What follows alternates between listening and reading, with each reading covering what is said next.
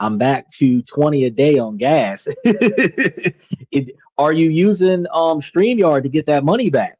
Not StreamYard, Upside. I sent you the link to Upside. Make sure that you try to get some of that money back in rebates, man. He said with less driving. $20 a day on gas is a lot of gas. That's still $100 in 5 days. Would you likely fill in your tank every other day, every third day of the week? Which means that you're probably spending about $500 or $600 a month on gas. That's a lot of money. Um, is it girls also? No. Actually, the enlistment got nothing to do with the. So that's the devastating part.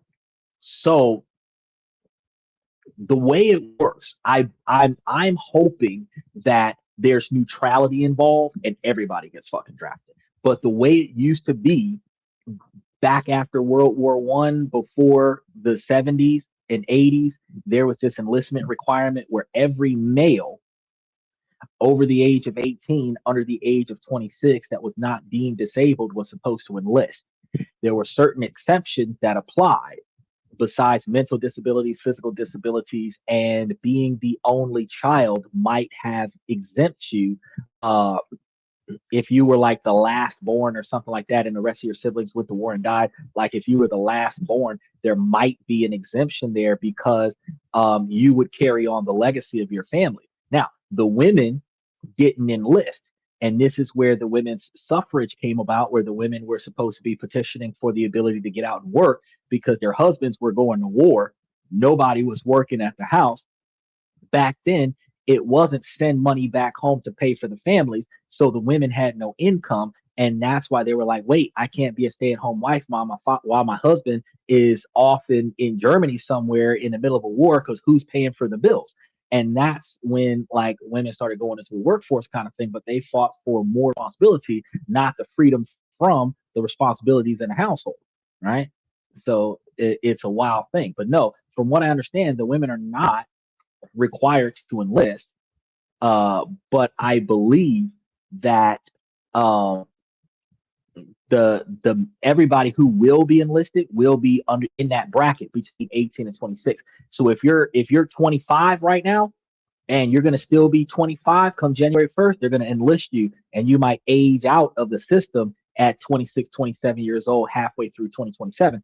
But if you're about to turn 18 in 2027 in January, you're going to be on the list. You're going to be one of the ones that's going to be on the list.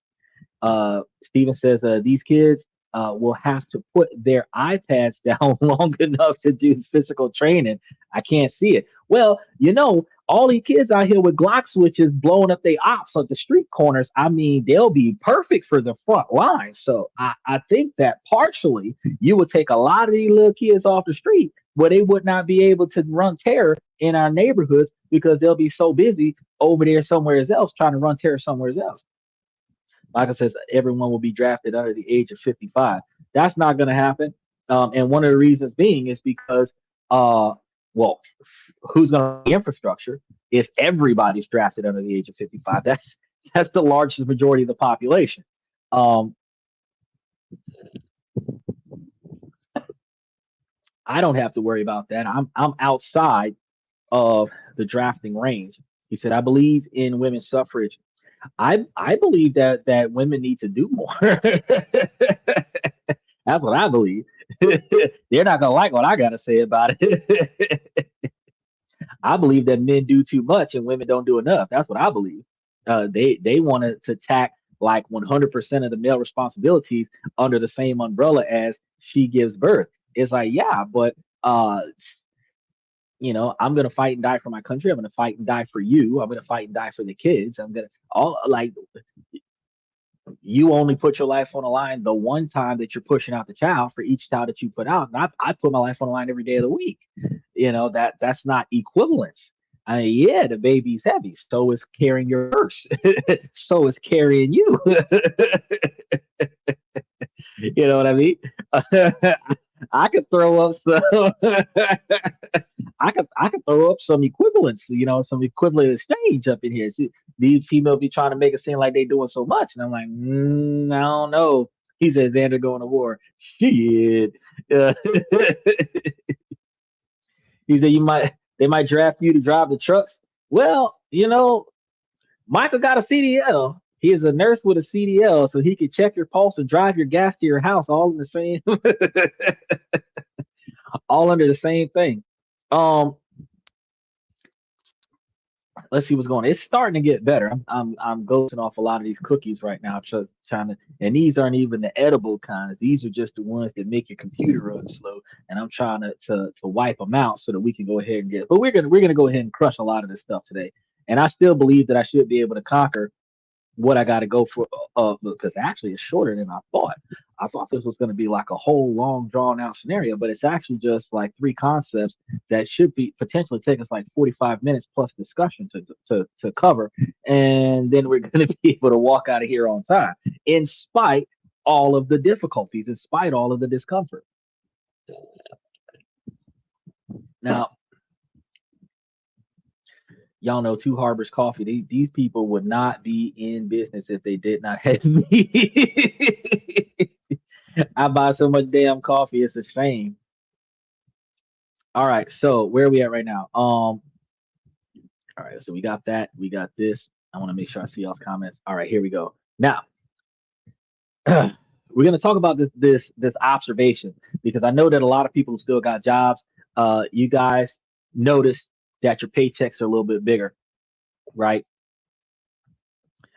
Since comparing your paycheck this year to what it was last year, your paychecks are noticeably bigger, right? But what if your check was noticeably smaller? That would be fucked up, wouldn't it? What if the services that you rely on vanished all of a sudden? This isn't just some classroom debate anymore because we recognize that there is a massive new bill known as Public Law 119-21, and we talked about it as the Big Beautiful Bill Act that went into action in 2025, right? And this shook everything up. Now, this isn't just another political headline because I've covered this shit before. This is going to be a major shift in the way we're going to be experiencing consequences for your money, your job, and your future. Now, the plan was supposed to either pump your bank up with money or update your financial world, depending on where you're sitting at in society, right? All while slashing government spending on things like green energy and food stamps. But this is going to be about more than just the one bill because it's part of a coordinated three-pronged push that's a fundamentally reshapable abstract that the nation's financial landscape is going to be modified by, right? So we're going to be talking about the huge tax and spending bill since we're experiencing it now, but it's going to be a complete top to bottom overhaul of the higher education funding and a dramatic federal intervention to roll back state level climate policies. He says, with inflation, big checks are noticeably smaller. Walmart is now a battleground for consumers. You know, like Walmart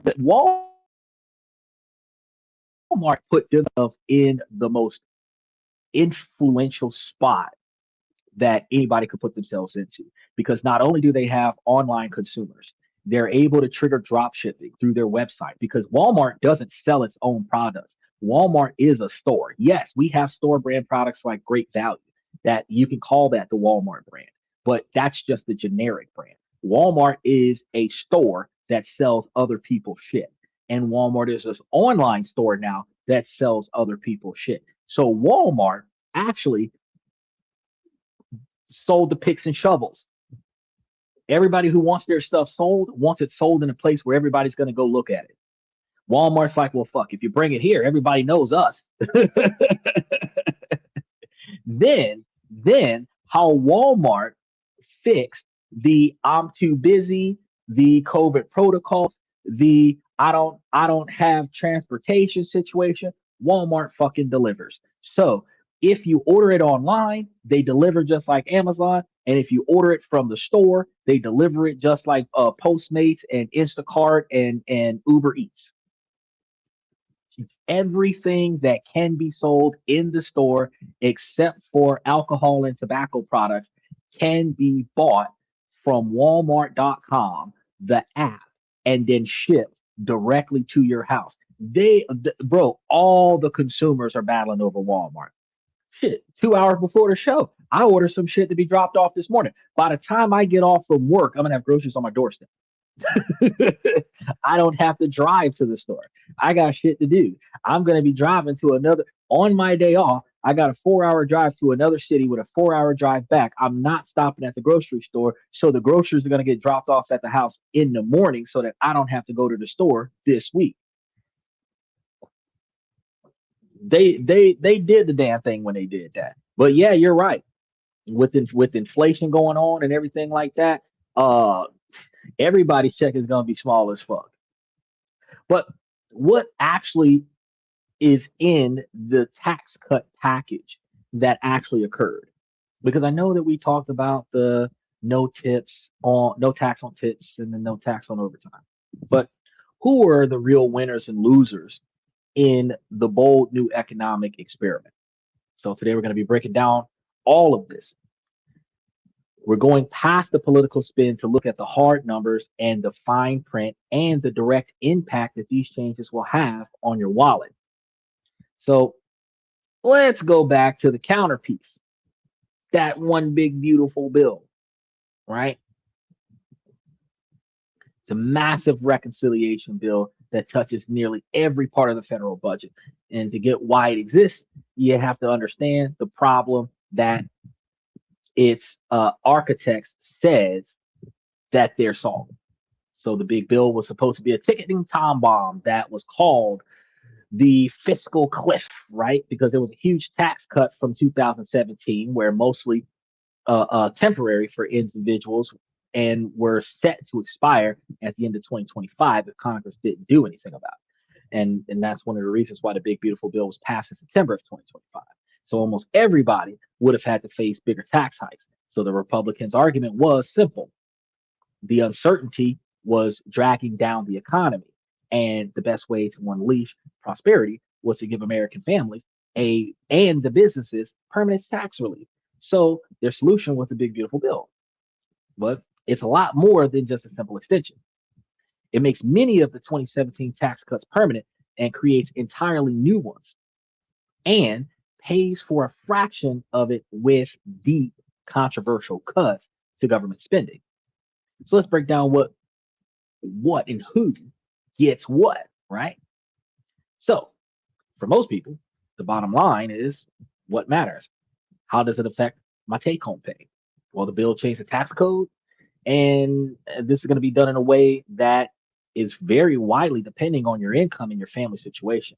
So the bill makes many of the expiring individual cuts from 2017 laws permanent, and this is going to be the bedrock of the package, and it's going to keep seven bracket tax rate structure with the top rate of 37% still existing, preventing the tax increase for a huge majority of taxpayers. Now, the bill is also going to, it also made the higher standard deductions from 2017 permanently law. And it added a temporary sweetener on top of that. So for the tax year 2025 through 2028, there's going to be a fixed dollar boost where there's an extra $750 for single filers and an extra $1,500 for married couples filing joint. For married couples, that means that there's a standard deduction that will be another $1,500 higher for the next few years, shielding more of their income from taxes. Now, with the question that was asked yesterday on the show was, do I believe in marriage or not? And when I was talking about it being a financial arrangement, not something that's done out of faith under the eyes of the Lord or because you specifically love the individual, this tax cut is for married people. You say, and $1,500 isn't a lot of money, but $1,500 is a lot of money when you're talking about tax dollars. Because if your whole tax bill turns out to be like $5,000, and they're gonna buffer you an extra $1,500 towards that, you're able to say, sweet, I don't have to spend as much, right? Which is a miraculous improvement, right? And that means that if you're entitled to a refund, your refund is just that much bigger. People don't pay attention to that.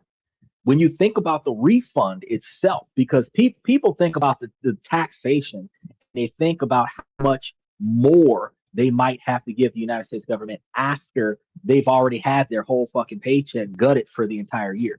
No, no, you are already robbed 12 months ago. What matters is how much of it are they going to give you back.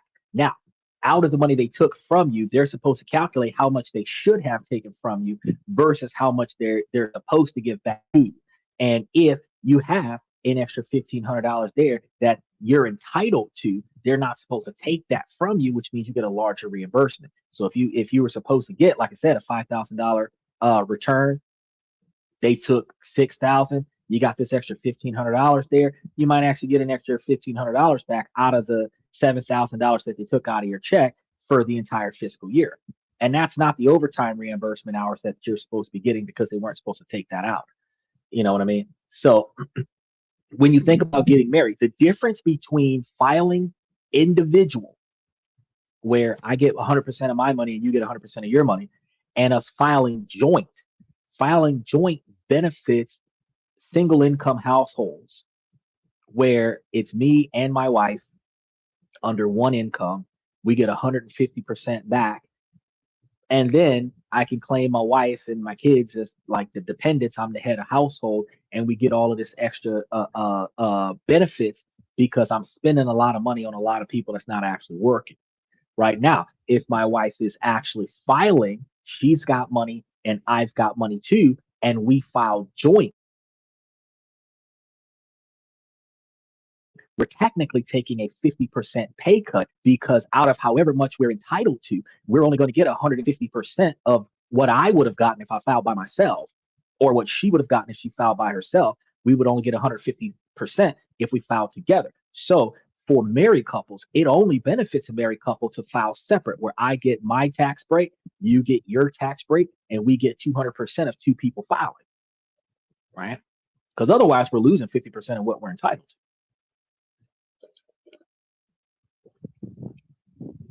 right? Now, next up, we're going to be talking about the families with kids. Remember, I told you guys about the child tax credit that was supposed to get a bump and increased $200 to around $2,200. It was supposed to level off at $2,500, but it settled at $2,200. So the rules are also going to be tightened, requiring a social security number to claim the credit. So if you do anything for the kid, you've got to get the kid's social security number and identification information so that you can prove to the government that your money went towards that child. If not, then it's just money lost.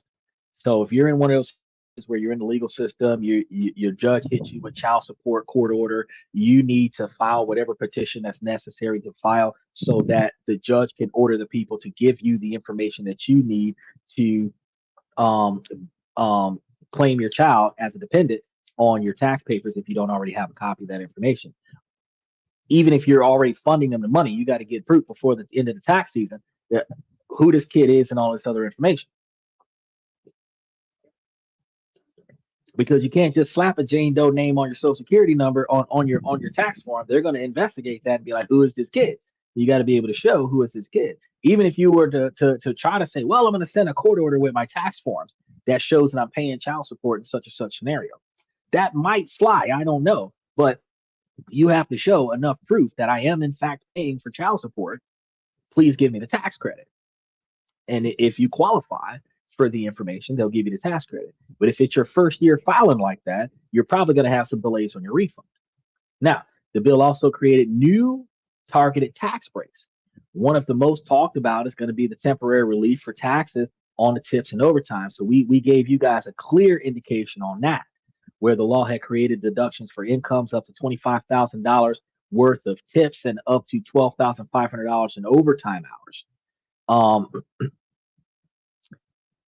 I thought that was the other way around, but This benefit was supposed to phase out for higher earners.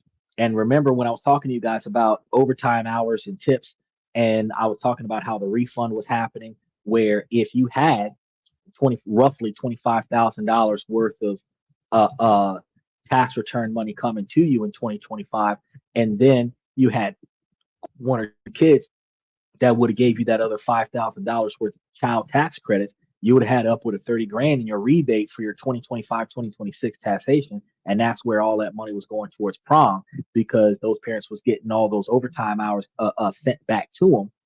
And then they were getting all that extra money for childcare. And they just went nuts with it. It stimulated the economy, all right, but all the broke folks are still broke. Now, it's not a total elimination of taxes on that income, but it is a significant break designed to appeal directly to the service industry workers and hourly employees. Now, seniors also got a discount. They got a dedicated tax break. So the bill introduced a new additional standard deduction for the seniors with incomes under $75,000 a year. So if you're old and you're a senior couple on a fixed income, this extra deduction could significantly lower your tax bill. And then there was the SALT deduction, state and local tax. And this has been a thorn in everyone's side for years, where there's a deduction that is now capped at $10,000 in 2017, which was a big hit for people in higher tax states. And that offered a temporary compromise. Now, the law raises the SALT cap to $40,000 from 2025 through 2029, but this benefit is phased out for taxpayers making between $500,000 and $600,000 a year. Now, this was a huge win for some higher income earners in blue states and was critically uh, getting certain Republican representatives on board with the big beautiful bill idea because they were actually um, preventing state tax from being so fucking high, right? So SALT used to start at $10,000, meaning that if you crossed over $10,000, you had to start paying taxes. Now it's like, well, you got to cross over 40,000 now. Now, individual cuts are only half the story. There was an arguably more impactful half. And this is the overhauling of the tax businesses, which I haven't talked a lot about because I only talk about how this directly impacts your ability to make, save, and invest money. Now, the philosophy is clear. Cutting taxes on businesses will spur investment, create jobs, and grow the economy for everyone. Now, the bill locks in the 21% corporate tax rate permanently, but the real action is for the other business. One of the biggest changes in the qualified business income or QBI deduction is this: the tax breaks for pass through businesses like LLCs and sole proprietorships, which is what I've been begging you guys to figure out for the last 9 months. I've been saying, matter of fact, almost a year. It's been a year because I was talking about this in July, September, and August of last year. The pass through business tax credits for LLCs and sole proprietorships. The big beautiful bill made the percentage deduction permanent at 20%, then increases it to 23%, right? Um, for small business owners, that's a direct and substantial tax cut because if you're capped, meaning no matter how much money you burn or how much money you make, they're only going to tax you 20% of that. And then any increases will be right at 23%. So you make $100,000, you only owe like 20 grand. You make $200,000, you might like 46 grand, right? But that's it. Now that's um, before you start calculating all of those deductions and tax cuts. Now another major provision is permanent full expensing for qualified business investments. This is where I tell you guys that a lot of the shit that you buy um, under your LLC or your C corporation that is like per diem reimbursements and stuff to that effect, uh, are things that could have been a tax deduction for somebody that's generating a decent quantity of revenue. So instead of taking your paycheck, your W 2 paycheck, and throwing a birthday party for yourself, you would instead set up a soiree or a meet and greet for a bunch of successful business investors, and then um, meet a bunch of businesses, introduce yourself to a bunch of people, and talk business for a few minutes and then or half an hour or whatever, and then celebrate your birthday after that, right? And I know that the first time you do it, you ain't nobody, don't nobody really know you. But like for example, Steven's in college. He's going into the mental health industry after he gets out of college. Um, every professional that could potentially offer him a shadowing position or an understudy position, if he is near their office, he could establish a meet and greet for all of the professionals that's inside of that field, and then invite everybody to the same place at the same time, and then show up to that location, meeting all of these doctors, nurses, psychiatrists, therapists, and all this other shit, and then bring out some birthday cake and some champagne and everything to that effect, and celebrate your birthday with these professionals. And that would not only build a network of people that you will know before you get out of college, but it'll also crack open the door of opportunities for you through college. Because now that they knew who you are, when your name crosses their desk in a resume, requesting internship, requesting shadowing, requesting some type of undergrad performance that would expedite your ability to succeed fresh out of college, they already know who you are because they were at your party. They had a good time. It was your birthday. They sung you happy birthday. They got free cake, free drink, blah, blah, blah. But for you, as an LLC or C corporation, that shit would have been written off on your taxes. So technically, it was free. If you owed Uncle Sam $10,000 and you spent $500 on this event, $500 less that Uncle Sam's going to take out of your pocket,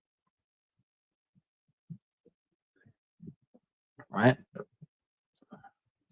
Steven says, I would invest in a lot of chicken wings if there were business owners. Well, you could. Now, here's a funny scenario because true chicken wings are like really small chickens. They're like the little wings, the little legs, whatever, whatever. Now, the the wild part about it is that when we were younger, the chicken wings were fucking adult chickens. So a chicken leg was the size of this cup. We had a chicken wing or a thigh that was like half the size of this cup. Now, you could probably fit 20 wings inside of this cup. They've gotten so fucking small. If I was going to invest in true chicken wings, I would have to go to Walmart or BJ's or Sam's Club or something like that and buy 4 or 5 packs of actual chicken, season them up like wings, deep fry them like wings, and then serve them up like big ass jumbo sized wings.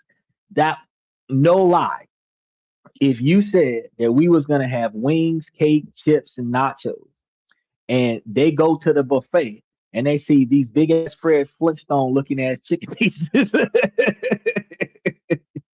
talking about some KFC sized chicken pieces, talking about some wings.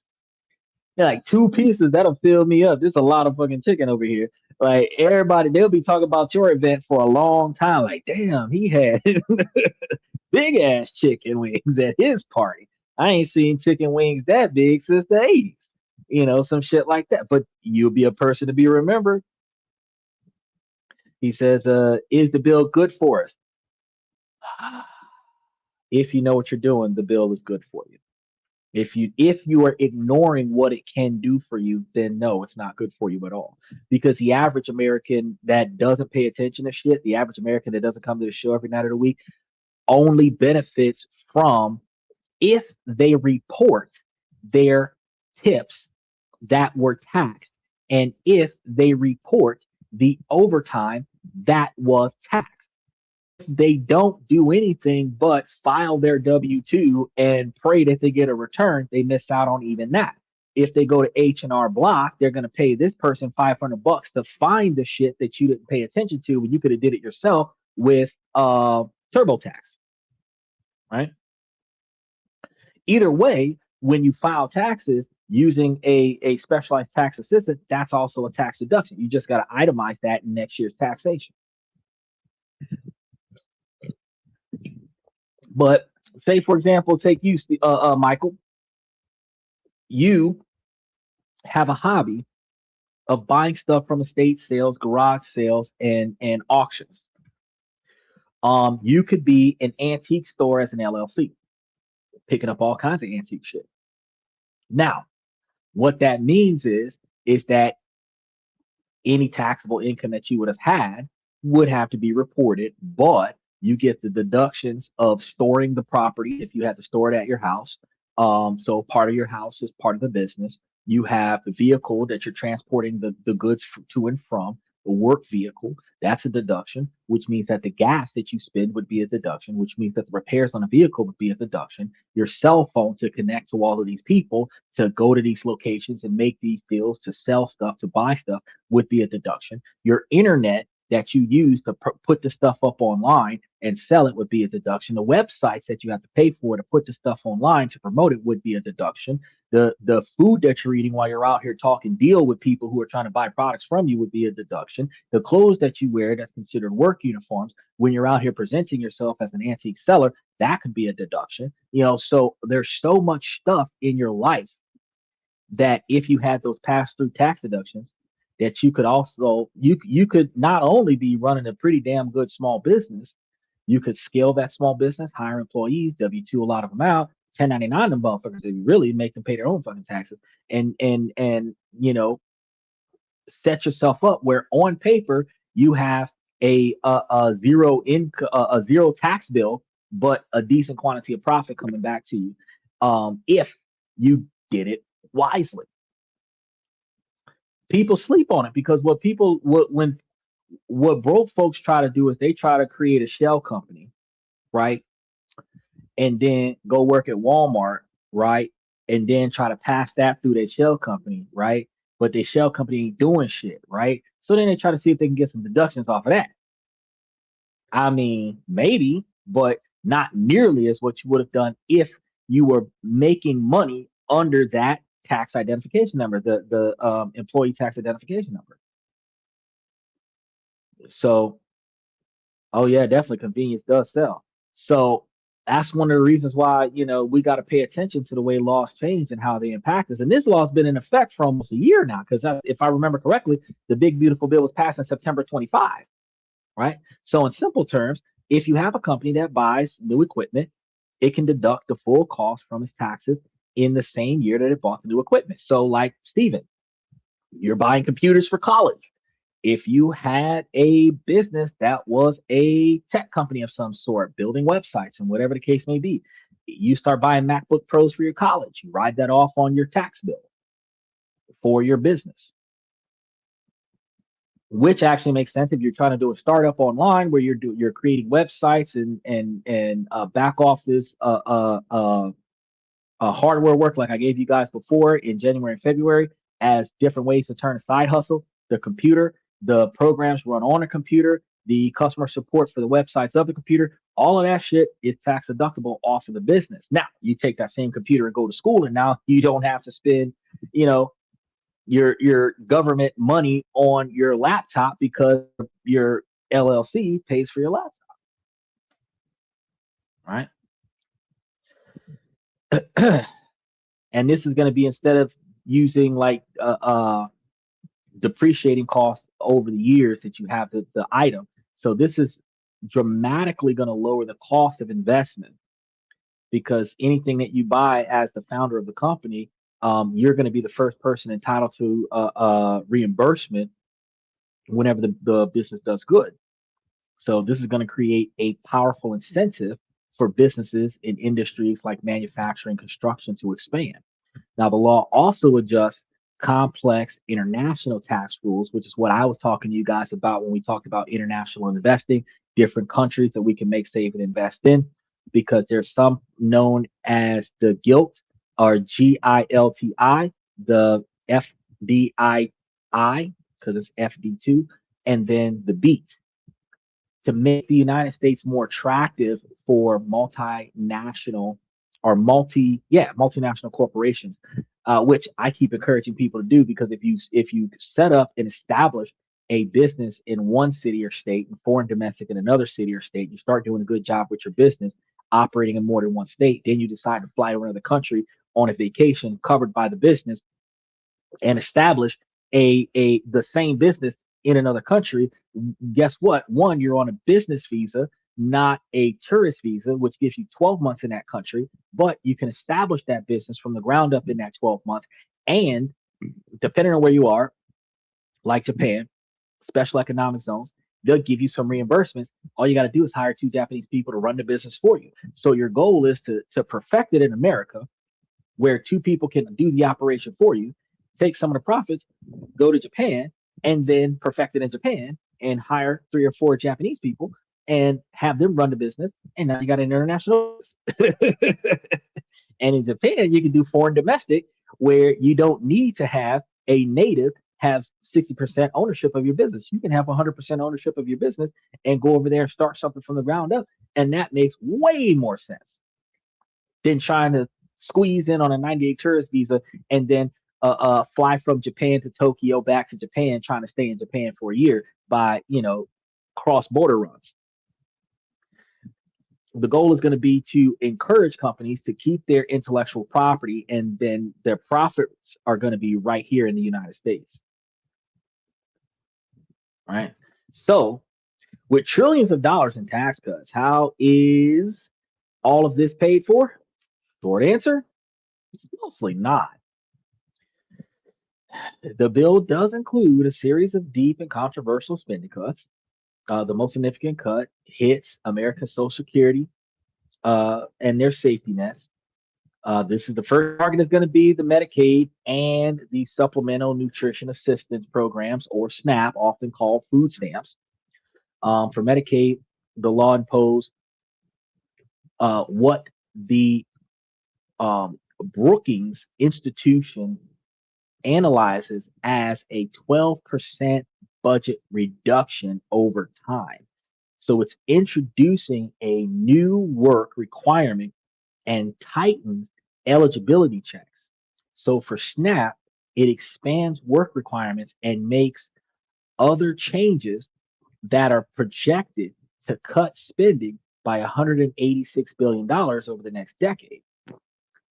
Supporters call these common sense reforms to encourage work, while opponents see these as an attack on the variable, vulnerable individuals that will cause people to lose access to food and Medicare, which in some areas people will resort to um, nonviolent crimes like theft or fraud or sort of identity theft or laundering in order to take care of their bare necessities, which is what Sterling was trying to articulate on the show a few weeks back.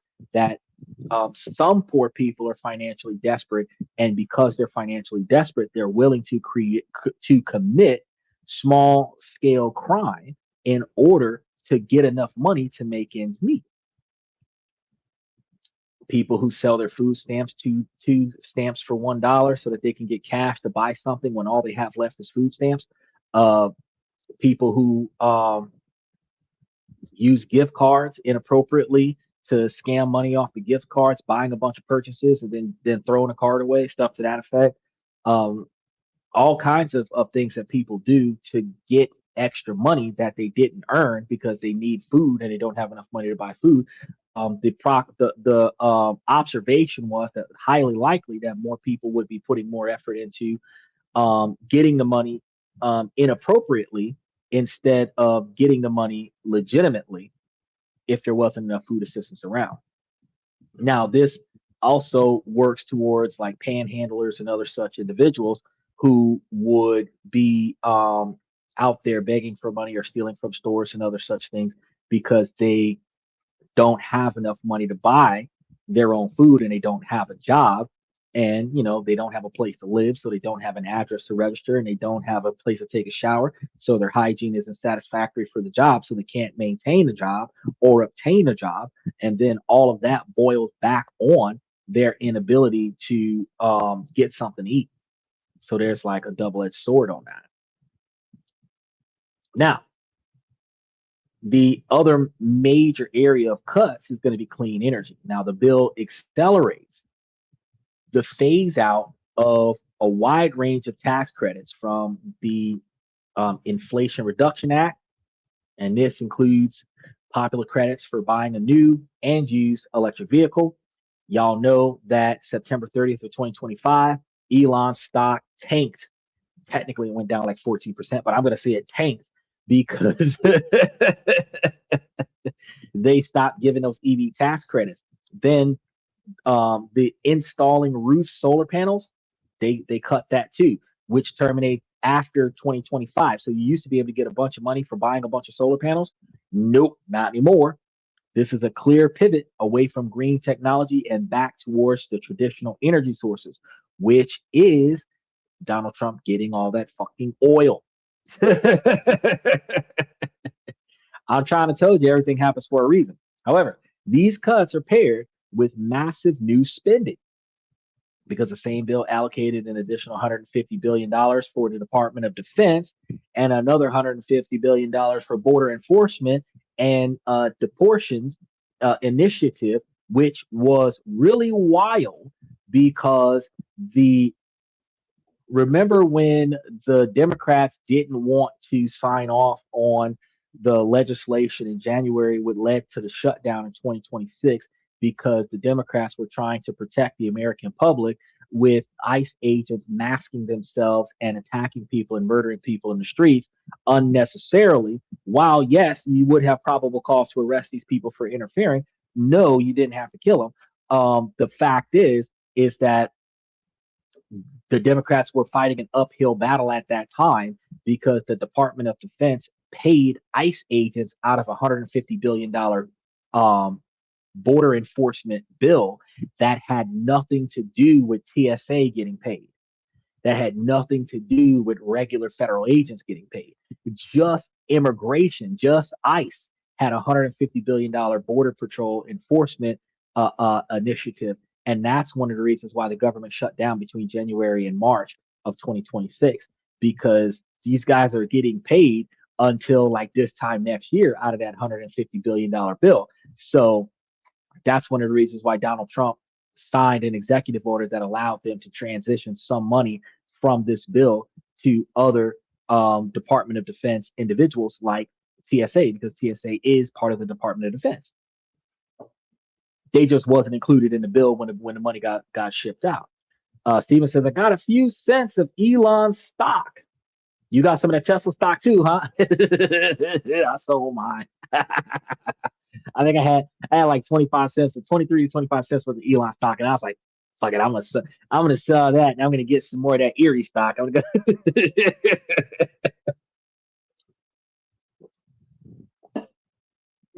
I wanted to make sure that um I boost all of my stocks, all of the stocks that we have been talking about, the 21 stocks that you and I have been talking about in the membership. I wanted to make sure that I pushed all of those stocks um, up above uh, standard levels to make sure that they stood out from the ones that came to me from the stock party. Special shout out to Daniel. Good to see you, Daniel Barris. Roll call. You. Wow, wow. Zeke City. ah.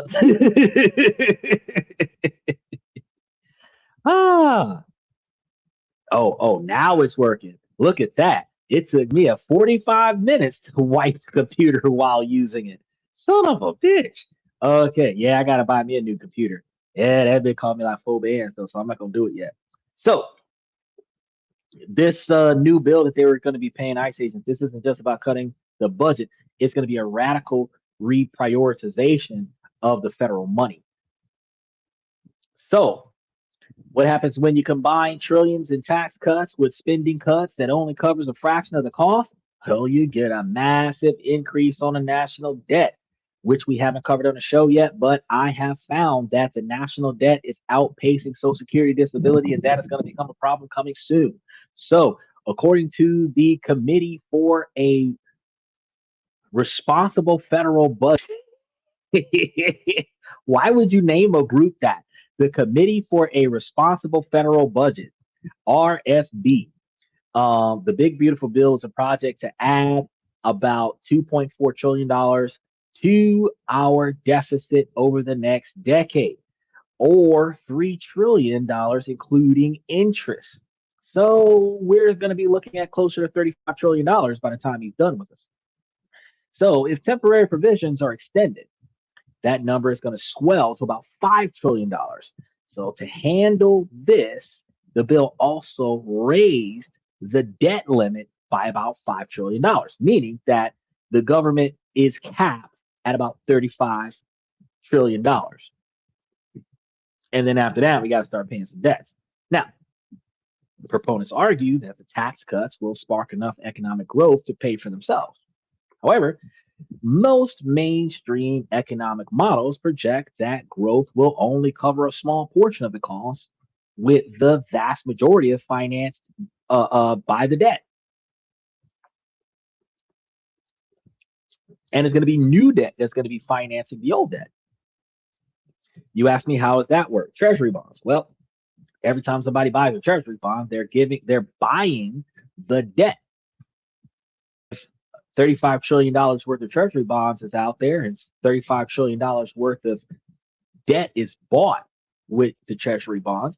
Then you have $35 trillion worth of money to pay for $35 trillion worth of debt that you owe.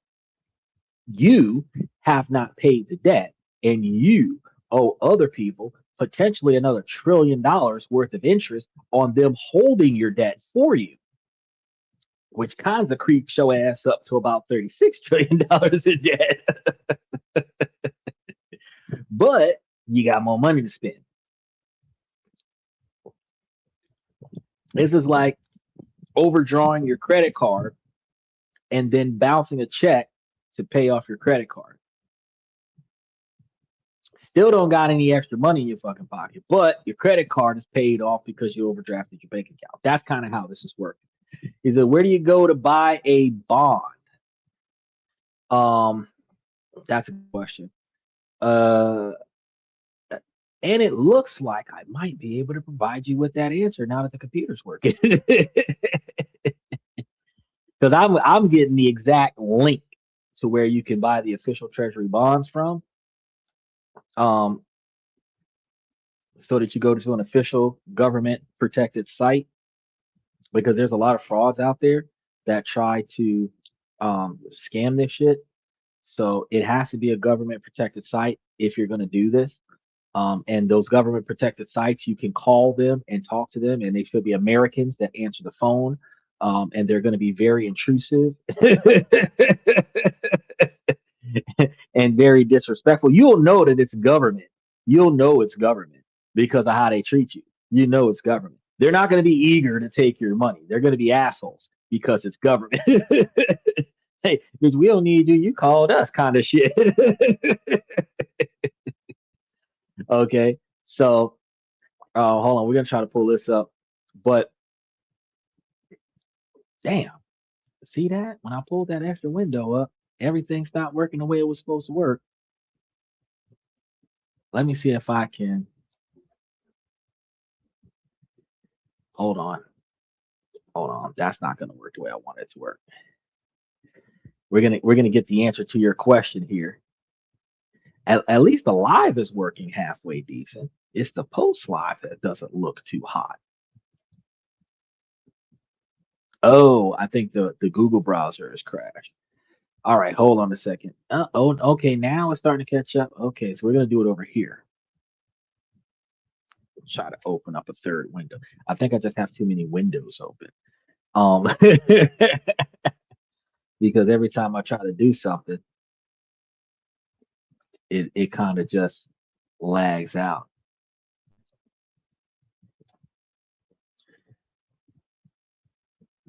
And then when I try to look it up, it takes me all the way to YouTube. I mean, not YouTube, Yahoo. I'm like, I don't fuck with Yahoo.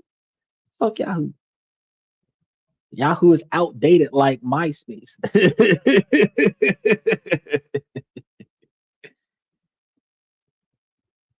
All right, let me see if I can pull this up in another way. Because every time I get ready to start typing some shit, it starts showing me some. Not showing me. It starts slowing down. Let me see. Maybe I can do it on my phone, and then we can try to put it into the type it in and put it into the membership. Um, I'm to treasury bonds.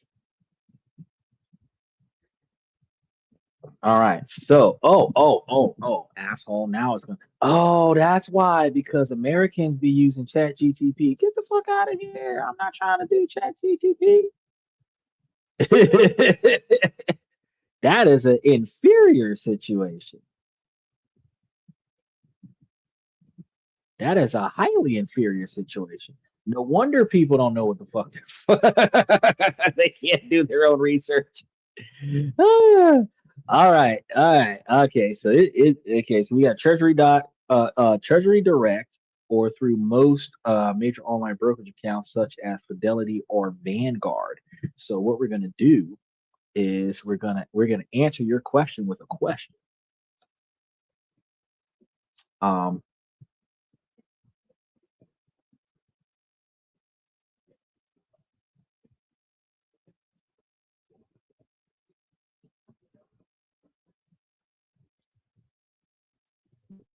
and we're gonna try to get this up there. Oh, you know what? You do make a lot of sense. I should just put that in the membership. I thought I had put it in the membership once before. No, not about treasury bonds. I put up about brokerage accounts, not about treasury bonds. All right. That actually is a fantastic idea because this is not doing what we want it to do. So you put it on the memberships. When my CDs mature, I'll change over. True, true, because a treasury bond is better operating uh, with your wealth as a tax deferred option instead of CDs because CDs don't really do too much for you. So yeah, I would encourage you to switch over as your CDs mature to treasury bonds because treasury bonds are not going to tax you the same way CDs will tax you. All right, I'm gonna go ahead and crash that. One more site we're crashing here, and then we're gonna go ahead and get back onto the main topic. There we go. Now we're moving. Oh Lord, there's always got to be at least one hard day out of the week. So I'm gonna get that to you after tonight's show. I'm gonna put it into the membership for you about the different places that you can go for to get the treasury bonds. Appreciate you reminding me of that because I'm sitting over here like I'm gonna get it for you right now. No. So this is supposed to set up a stark economic reality. No worries, we're halfway, three quarters of the way through. So even though we've been dealing with a lot of bullshit, we're almost done because we're going to talk about the education, and then we're going to be talking about um, the the um, the stuff about the energy bill. So in short, the bill was likely supposed to boost the, but more money in people's pockets should fuel spending and investments, and that's what people are believing. In the long term, though, the huge increase in debt creates major risks, potentially leading to higher interest rates, even more inflation, and the need for even more drastic measures down the road. But they always potentially kick the football down the street anyway, which prevents the current president from having to deal with the bullshit. Happening in parallel with the tax bill was an equally revolutionary overhaul of the education and finance.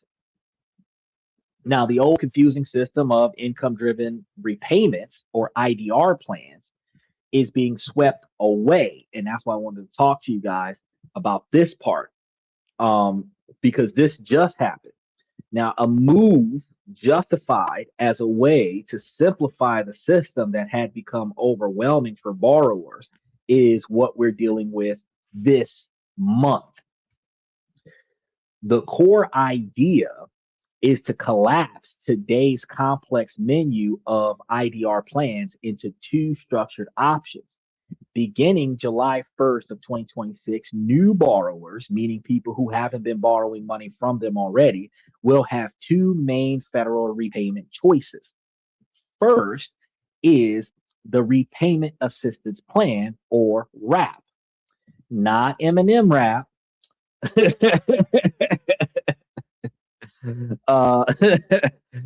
is going to be a single income based plan. Monthly payments are set on a sliding scale from about 1% to 10% of a borrower's income, with the share scaling up as income rises. Now, this is designed to prevent payment shock for lower earners. Some drafts also include a flat $50 per dependent child reduction in the monthly payments. Now, think about this. If you had, say, a $50,000 a year income and they said 10%, you owe them $5,000 for the year.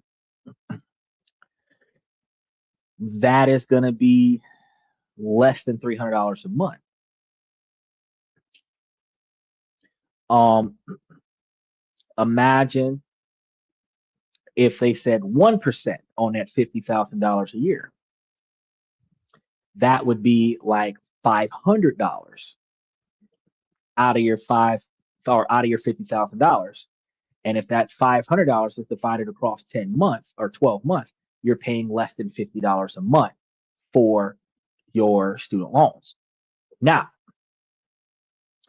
including a $50 per dependent child reduction in your monthly payments, which means that if in the event that you have like a $150 a month payment that you owed and you had three kids, instead of you breaking the bank trying to pay student loans and buying diapers, you would likely not have to pay that 150 bucks. To prevent balances from ballooning, the plan also features a matching principal payment from the government and waives remaining monthly interest from those making on time payments. So if you always give them some money towards your student loan, eventually they'll start saying, you know what, fuck this bill, you straight. The second option is a tiered standard repayment plan. Now, this offers a fixed payment uh, over 10, 15, 20, or even 25 years, with the term length depending on the total amount borrowed.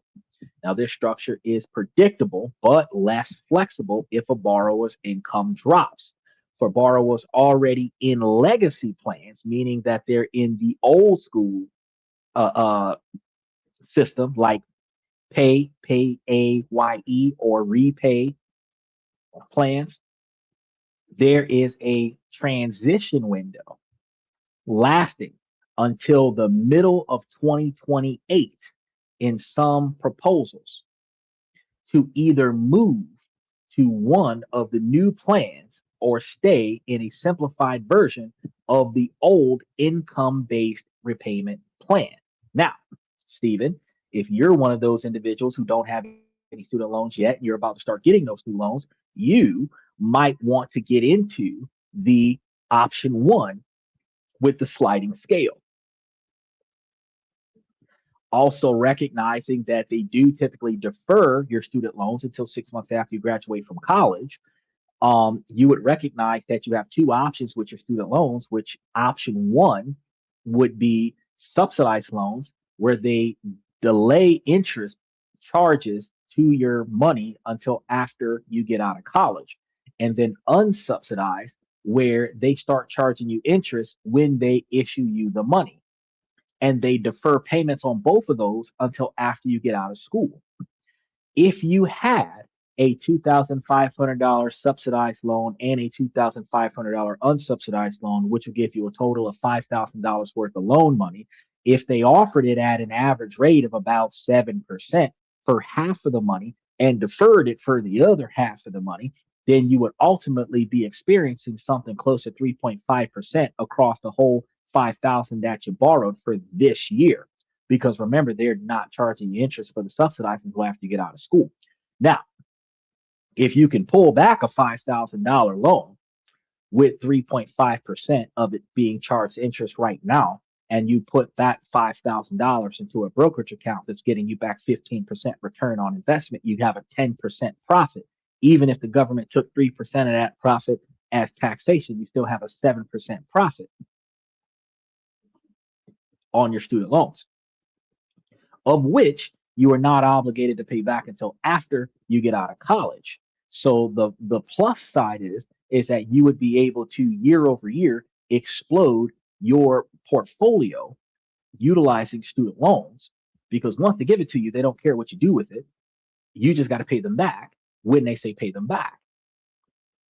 But if you get that sliding scale situation where they're looking at your regular income and they say, okay, well, give us $300 a month, and you give it to them. Well, shit, if you're making $3,000 a month and they ask you for $300 a month, who gives a fuck?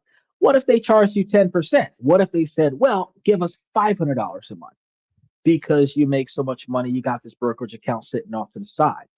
Well, again, if you've got $2, 3, $4,000 a month being paid to you from the brokerage account, does it matter if they asked you for $500 a month? It does not.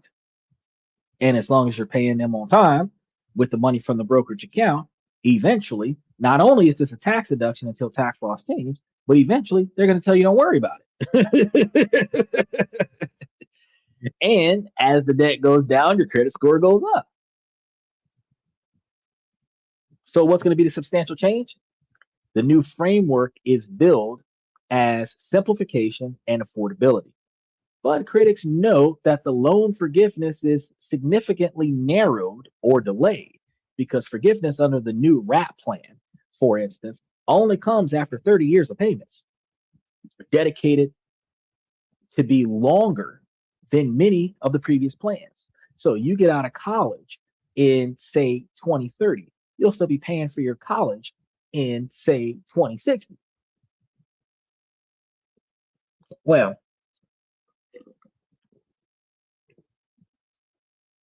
if from 2026 to 2030, you were getting $10,000 a year from your college, that's 30 grand. Now, if you're doing a good job with your return on investment, by 2030, that 30 grand should have done one or two things. Made it to 300 grand if you're not adding much of anything to it, or paid off your student loans in full. One of the two.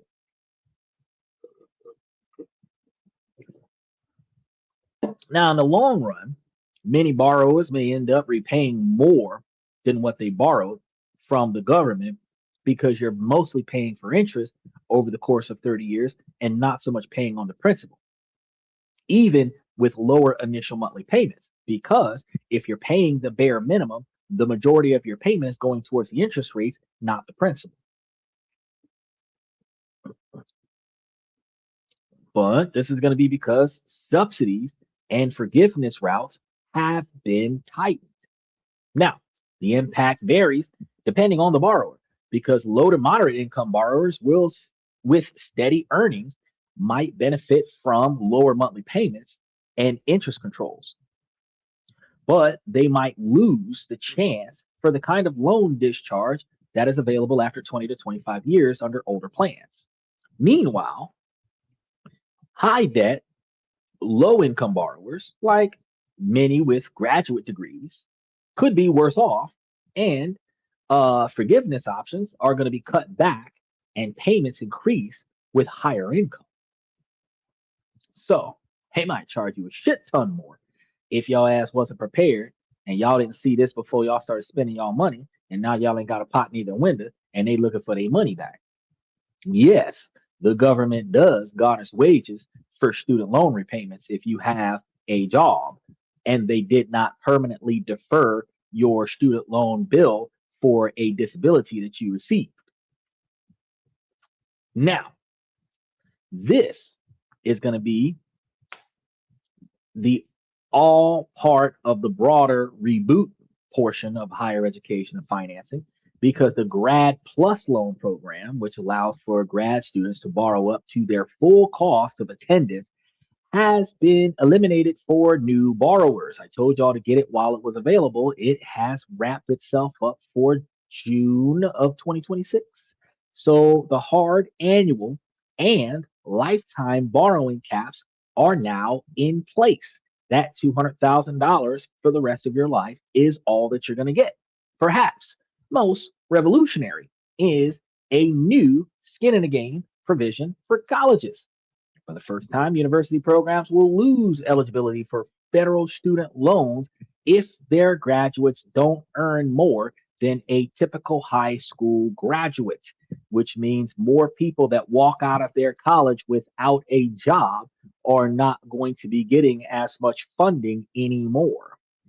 Proponents hail this as overdue accountability because the majority of the fast food workers in middle management in every industry, it got 2 or 3 degrees, and I mean some damn good degrees, master's degrees and other such shit. And you see them looking like hell trying to run that drive-through, and they ain't making but like 70, 80,000 a year at best as a store manager, 50, 60,000 a year as a shift manager, and you got to have a degree to get to that. But you could have also worked on a job for 20 years and got that same title as a high school dropout. Now, critics warn that it could cause schools to shut down programs in the arts and humanities because College of Arts and Science, everybody that goes there typically tries to get a biology or microbiology degree, and that's supposed to take them into the medicine field. And not everybody makes it into the medicine field. And those people who fail to get into the medicine field typically find themselves doing something that doesn't satisfy the degree that they got. Humanities, there's nothing in humanities that gives you a really good job, to my knowledge. You've got like nursing, you've got fitness trainers, you've got other such looking out for other people's kind of jobs, and all of the jobs that are designed to improve other people's lives directly are jobs that are low paying jobs. Because one, if you're a life coach, you're getting paid by the client, and not a lot of people got money to pay you. There isn't a big business that's sitting there like life coach or us kind of shit.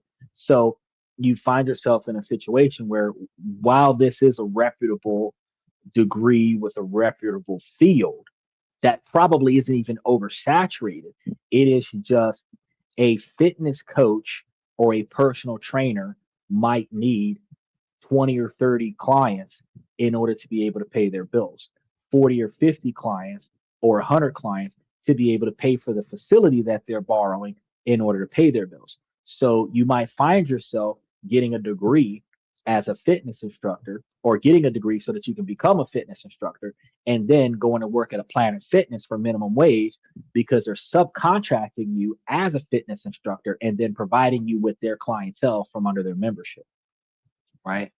So you end up not making nearly as much as what you thought you were going to make, but you still got all of the student debt. Now, the final pillar is going to be a direct confrontation with state led climate policies, because with California in the crosshairs, we have to start talking about how I am so glad I don't live there. Now, for years, California used a special EPA waiver to set its own tough vehicle emission standards, which many other states adopted. And I understand that it makes California look beautiful, right? Almost like Florida, right? No smog, no like hard emissions where you can't see the sunlight because of the huge clouds of pollution overhead. Like you can breathe. Not enough, because with all the forest fires from all the people flicking cigarettes out there, they need some work. But the fact is that you don't have a car passing by with no exhaust choking you out all the time. And they still got some, but not a lot of, right? And that's where all of the electric cars are really booming. The market for electric cars and self-driving vehicles are really doing its thing in California, right? Now, the culminated rules to effectively ban the sale of new gas only cars in the state by 2035 is one of the things that California has decided to put in place. Now, I just want to talk about how this works because if California outlaws gas only vehicles, they would effectively be allowing nothing less than a hybrid electric vehicle or at best a mono electric vehicle, which would essentially remove millions of Americans from the oil industry. I just want to point out how this shit's working out. Okay. Now, once Donald Trump found out that millions of Americans was not going to be involved in oil by 2025 or 2035, the new administration saw this as a state dictating national energy policies. They had a I can't believe you're stopping oil from coming in your state rally. That's what just happened. So, using the Congressional Review Act, Congress passed and the president quickly signed a resolution in June 2025 that nullified California's waiver of its Advanced Clean Cars Rule 2. Now, that single action invalidated the 2035 gas car plan and related rules. And actually, I think they might have passed that law in June of 2026. And verify that while we sitting over here talking. Um, because I just seen that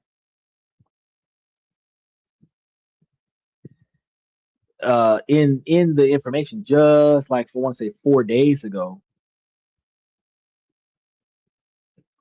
So I believe it was 2026, not 2025.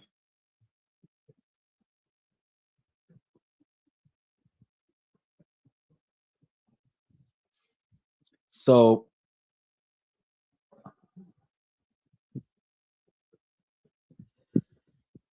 um, hold on. You have a Supreme Court that blocked the Department of Energy gas application regulation. No, the California one.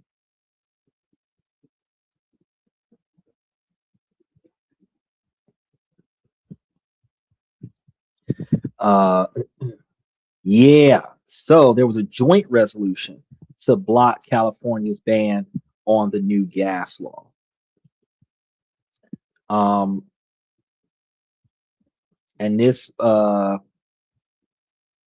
bypassed a resolution that was introduced by California Representative Kevin Kelly. Congress and the White House has successfully revoked their waivers. Um, Let me see, when did they do this? I want to be I like to be accurate about my facts.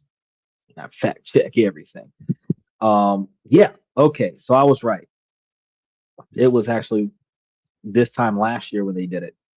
So they started working on it April 3rd of 2025. By May 1st, they had passed by the House of Representatives. May 22nd, it passed the United States Senate. June 12th, the president had signed it. And in 2026, there's legal fallout because in March of 2026, the United States Department of Justice and the Department of Transportation filed a major lawsuit against the California Air Resources Board, and the federal government argued that California's state level electric vehicle targets and CO2 caps violated the federal law by interfering with national fuel economic standards. And then in June of 2026, this is the reason why I thought that we were dealing with something in this year, not last year.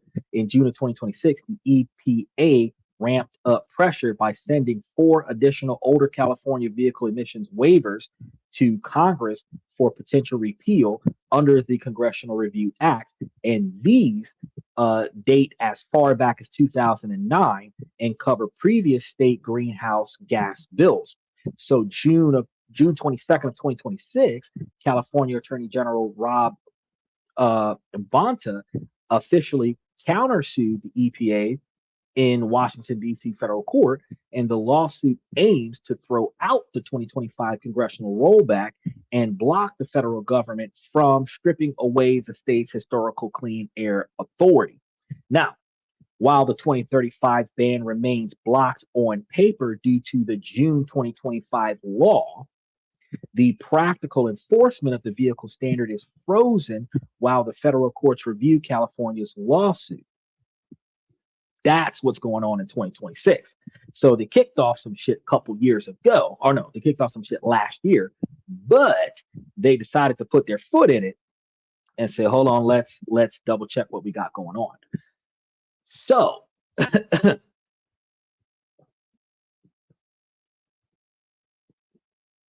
where were we?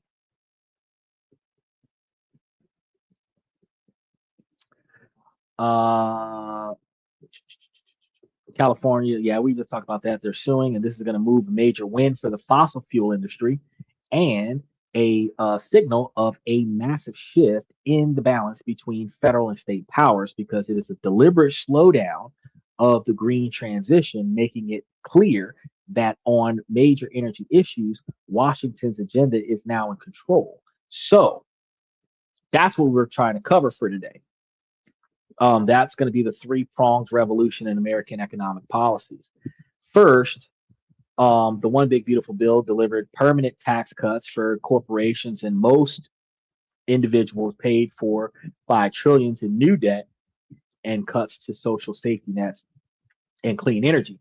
Second, student loan overhauls that collapses repayment into two plans that restricts borrowing and extends forgiveness timelines, all while tying university funds directly to graduate earnings.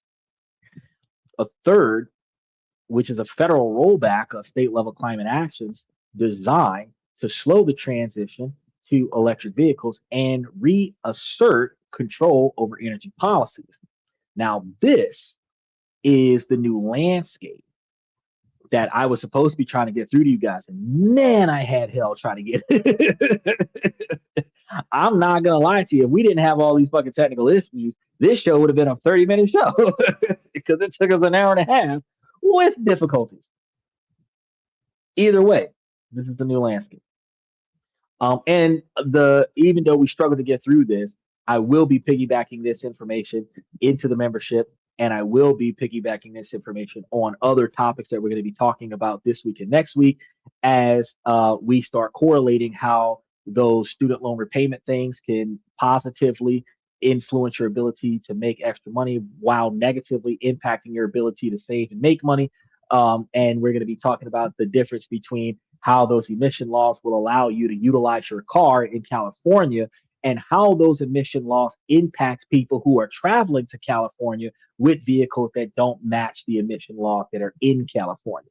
Um, because one of the things that we don't pay attention to from time to time is that state laws are enforced on the people in the state at the time, not just the residents. So when you start talking about how they're not allowing certain things with the EPA regulations, if you've got you a gas guzzler with loud pipes, no exhaust, and it rolls into their town, they're likely going to try to give you modification fines and fix it tickets and other such things. And any type of old school vehicle that's rings are burning and needs a head job, but you haven't gotten it yet, and you're putting along the road spitting out smoke, they're likely going to give you some shit while you're in town. So, one or two things that you should probably do, recognizing what they've got going on right now, is either A, go to California in a rental car, or B, don't drive the car that sucks into California. You want to drive the one that doesn't show emission issues going into California. It doesn't have to be a brand new 2026 model. It could be a 2008 model or a 2012 model. It could be a 2016 model, as long as it is not showing negative emission signs while it is in town. And what does negative emission sounds look like? Either white or black smoke coming out of the exhaust, um, a lot of noise coming out of the exhaust, um, excessive steam coming from under the hood, um,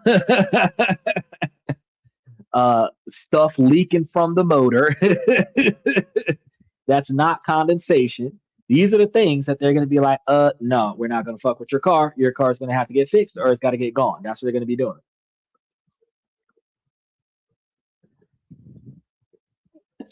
With the car culture in LA, I can't see it. Well, the car culture in LA, so you have to recognize the difference between the custom car culture in LA and the broke motherfucker with the Woe Bundy car in LA. The car culture with the Impalas, with the hydraulics, with the and you got okay, so the squatted trucks, they're being towed off the street. They're being towed off the sidewalk. They're being towed from out of parking lots. If it's a squatted truck, that's it. It's not going nowhere. If you don't get, and when I see a squatted truck, I want to slap the owner. And the reason why is because you could have gotten the squatted truck effect by putting some really heavy reinforced hydraulic shocks or adjustable suspension on your squatted vehicle so that you could give the squatted look when you're showing off in a parking lot, but level off your vehicle the way Ice Cube used to level off his Impala before he started doing a real N-word roll call. You should be able to put your car natural. They made it a permanent squat. Why would you do that? Why would you lift the front and not lift the back and then think that the police are going to say, oh, that's cool? No, no, no, no, no. But that's what they did. Now, when it comes down to the traditional cars that everybody approves of, including the police, the Impalas, the 64 Chevys, the cars in the lowrider competitions, the Need for Speed vehicles that are all tricked out and souped up, but they're street legal, the ones that don't have NOS, the ones that don't have fire out coming out of the exhaust, because that misfire, that's also going to be a regulation that they're going to impound your car for. So the misfire with the fire out of the exhaust, flames coming out of the tailpipe, anything like that, you can't have that stuff. But if it's just a regular car, if it's like rims and legal legal level tint and a wrap or a body design, they're not going to give you no shit, you know. But let's say a Honda Civic sounds like a Dodge Viper and you can hear it 4 blocks down the street. Nah, they're not going to let you go nowhere with that car. It one noise pollution, which means it's going to have modified exhaust, which means it's not going to pass the emissions law because there's no catalytic converters on it to filter out the exhaust. So they're going to tow your car. You first here goes another thing. Luxury vehicles like Lambos and Ferrari, they're gonna pull your ass over as soon as you come into town. Yeah, they're gonna give you shit about it, even though you don't live there, because they believe that if your ass got money, you got money to pay a ticket for driving into town with a Lambo or a Ferrari. I don't know what's wrong with Lambos and Ferraris, but they're gonna give you shit because you're driving in town with a Lambo or a Ferrari. So if you're going into town with like a Toyota Supra, Honda Accord, Honda Civic, Dodge Charger, Dodge Challenger, um, um, um, Supra. You know, I'm trying to think of all of the cars that were on Fast and the Furious. You can do that if they look normal, meaning no smoke, no fire, no NOS, no NOS purge, normal ride height while it's on the road. That's all they're asking you to do. No underglows underneath the vehicles, no red and blue lights anywhere, no flashing anything anywhere, and normal looking. It could be painted, it could be trimmed up, it could be sharp, it could have custom interior and all of this other shit, but it's got to look like it's not about to do something illegal. As long as you can get it to do that, you're going to be okay. So when we think about how the American people don't have a say in what's going on a lot of the times. One, because we don't speak up for ourselves. You think that the American car culture in Los Angeles is going to do something about the law? No. What they're going to do is the exact same thing that the American people did for the 4th of July in Los Angeles, even though they banned fireworks for the 4th of July. Everybody in the city was launching fireworks. Now, that means that the entire state broke the law for probably 2 or 3 hours. Now, what does that do for police? Well, less than 1% of the population is usually law enforcement. And what they would have to do is go place to place and try to identify as many people as possible that launched fireworks during that time frame and arrest them and ticket them for deploying fireworks, violating the law. I believe it's a misdemeanor. When they start making it a felony, that's when it starts being a problem. But it's partially littering and noise pollution. So it's gonna likely be. I don't know what the exact fine is for it, and I don't know what the exact code or statute is for it. But it's going to be, in my observation, a regular misdemeanor. Now, if they turn the launching of a firework into a discharging a firearm type of charge, then everybody committed a felony on the 4th of July. It's just that who's going to get a couple million people and put them in court for discharging a projectile inner city limits? You know how the judge would be. The judge would have to have everybody take a plea at the same time. I got like 75 of y'all. Everybody stand up. Y'all all got the same charge. Everybody say no contest so we can move on to the next 75. Because they would literally be having to turn them out. They'd have to turn them out. But I can't say that popping fireworks to celebrate Independence Day is a constitutionally protected right. I don't have any information that supports that.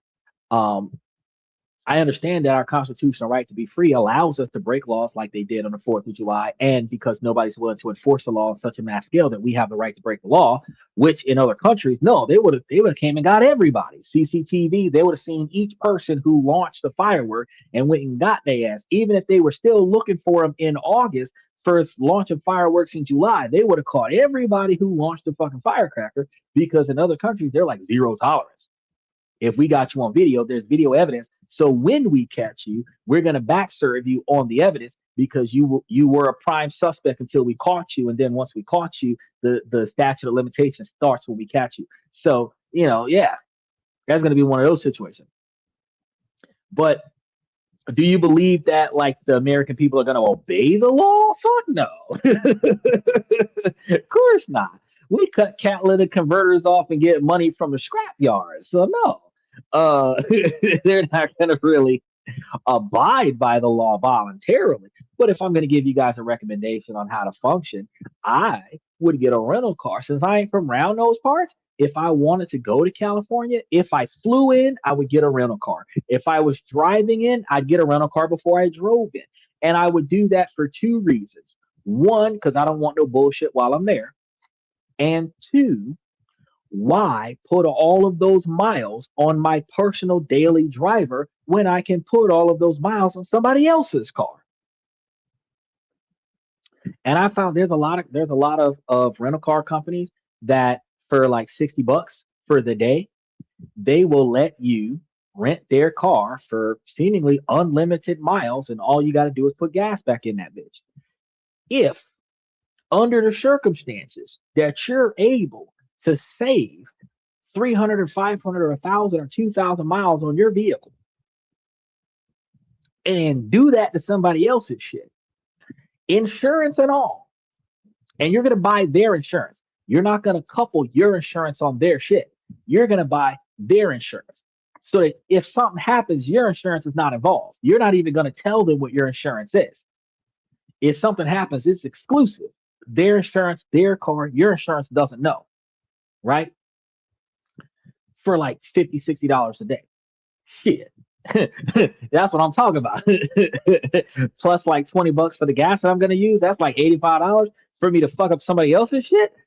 Why would I even ride my car into California and deal with bullshit when I could just ride into California with a rental car? And if they tell me something about it, my response is it's a rental car.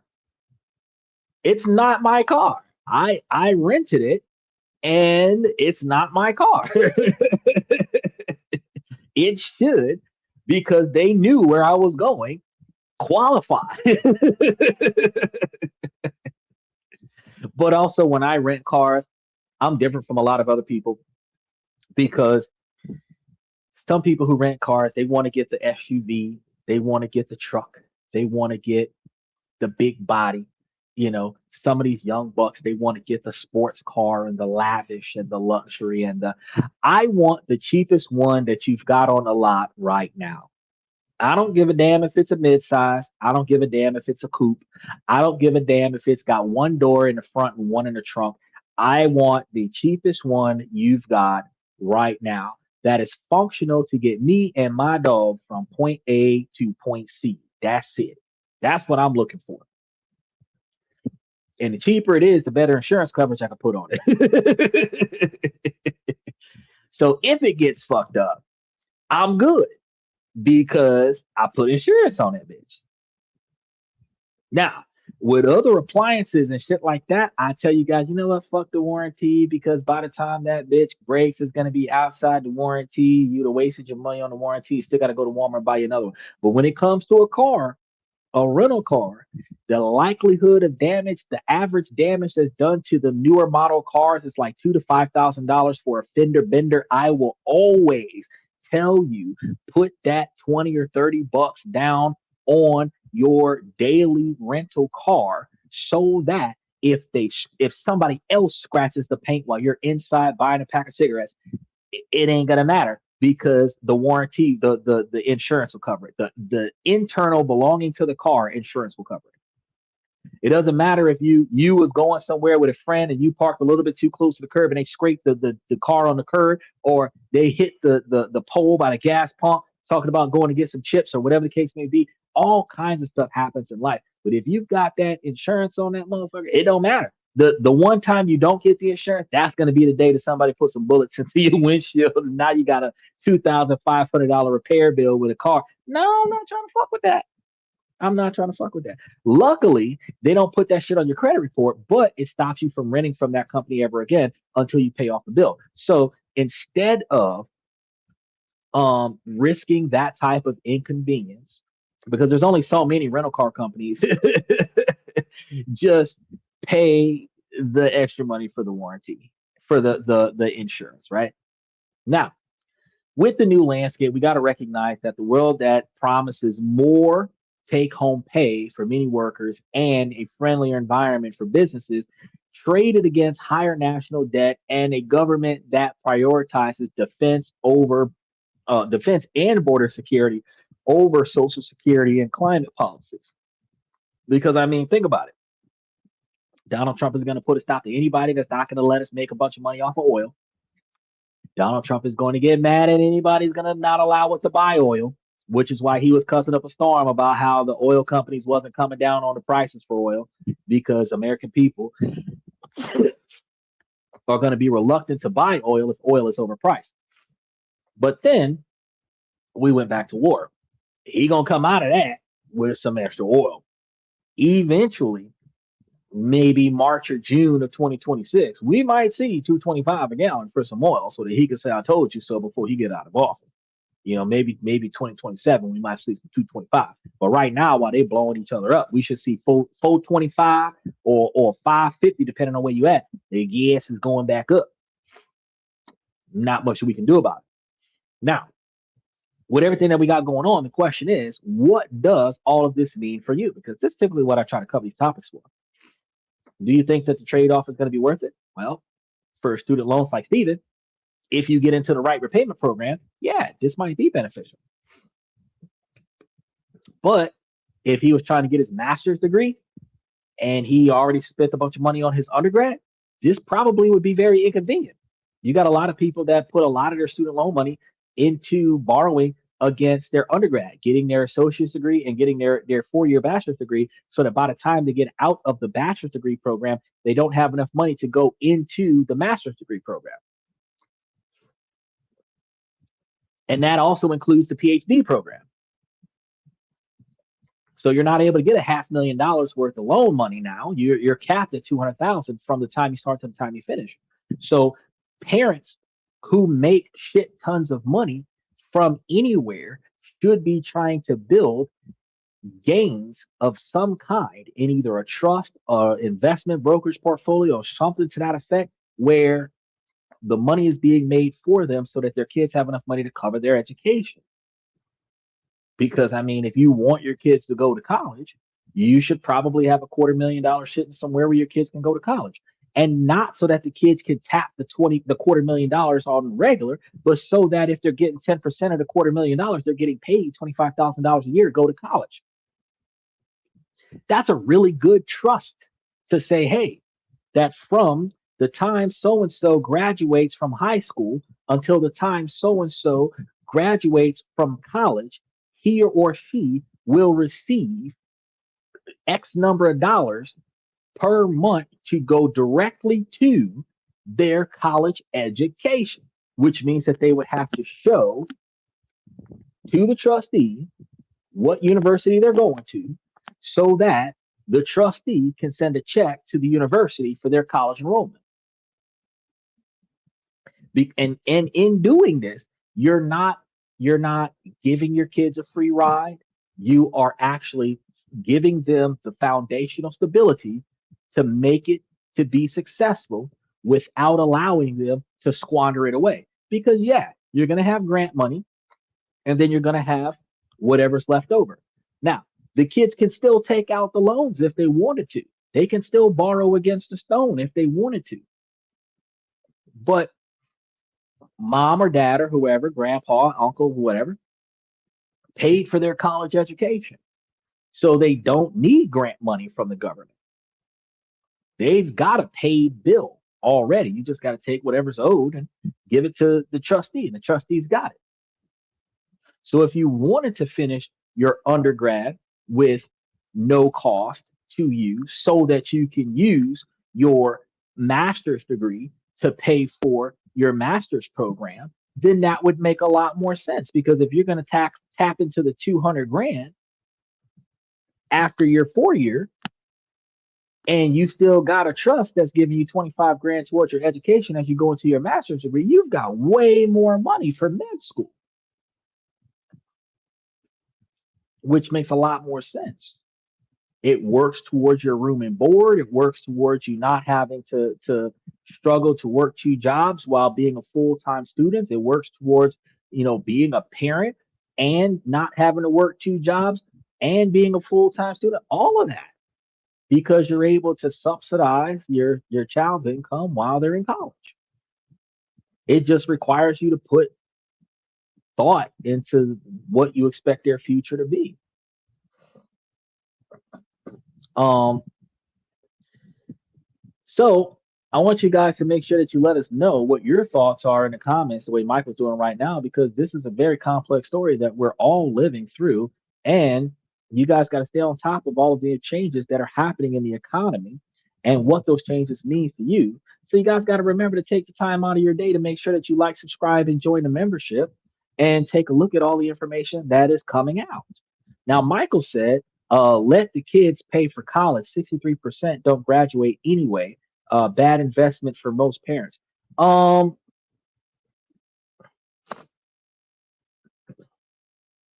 I'm going to disagree with you on that one, Michael. 63% of people don't finish college for a number of reasons. I should cover a whole show on this, but just on a shorthand, a portion of the reason why people don't finish college is because they've got too many financial obligations outside of college that distracts them from focusing on their career. You have some that end up with life altering injuries and car accidents and other such personal traumas that prevents them from being able to focus on their education or finish the field that they're in. Because if you're trying to go into the medical field and you end up with an injury that messes up your hands, you can't do surgery anymore. So now you can't finish college and be the doctor that you went to school for. Um, You don't have 63% of people not finishing college because they're irresponsible. You don't have 63% of people not finishing college because they're lazy or because they're not smart enough.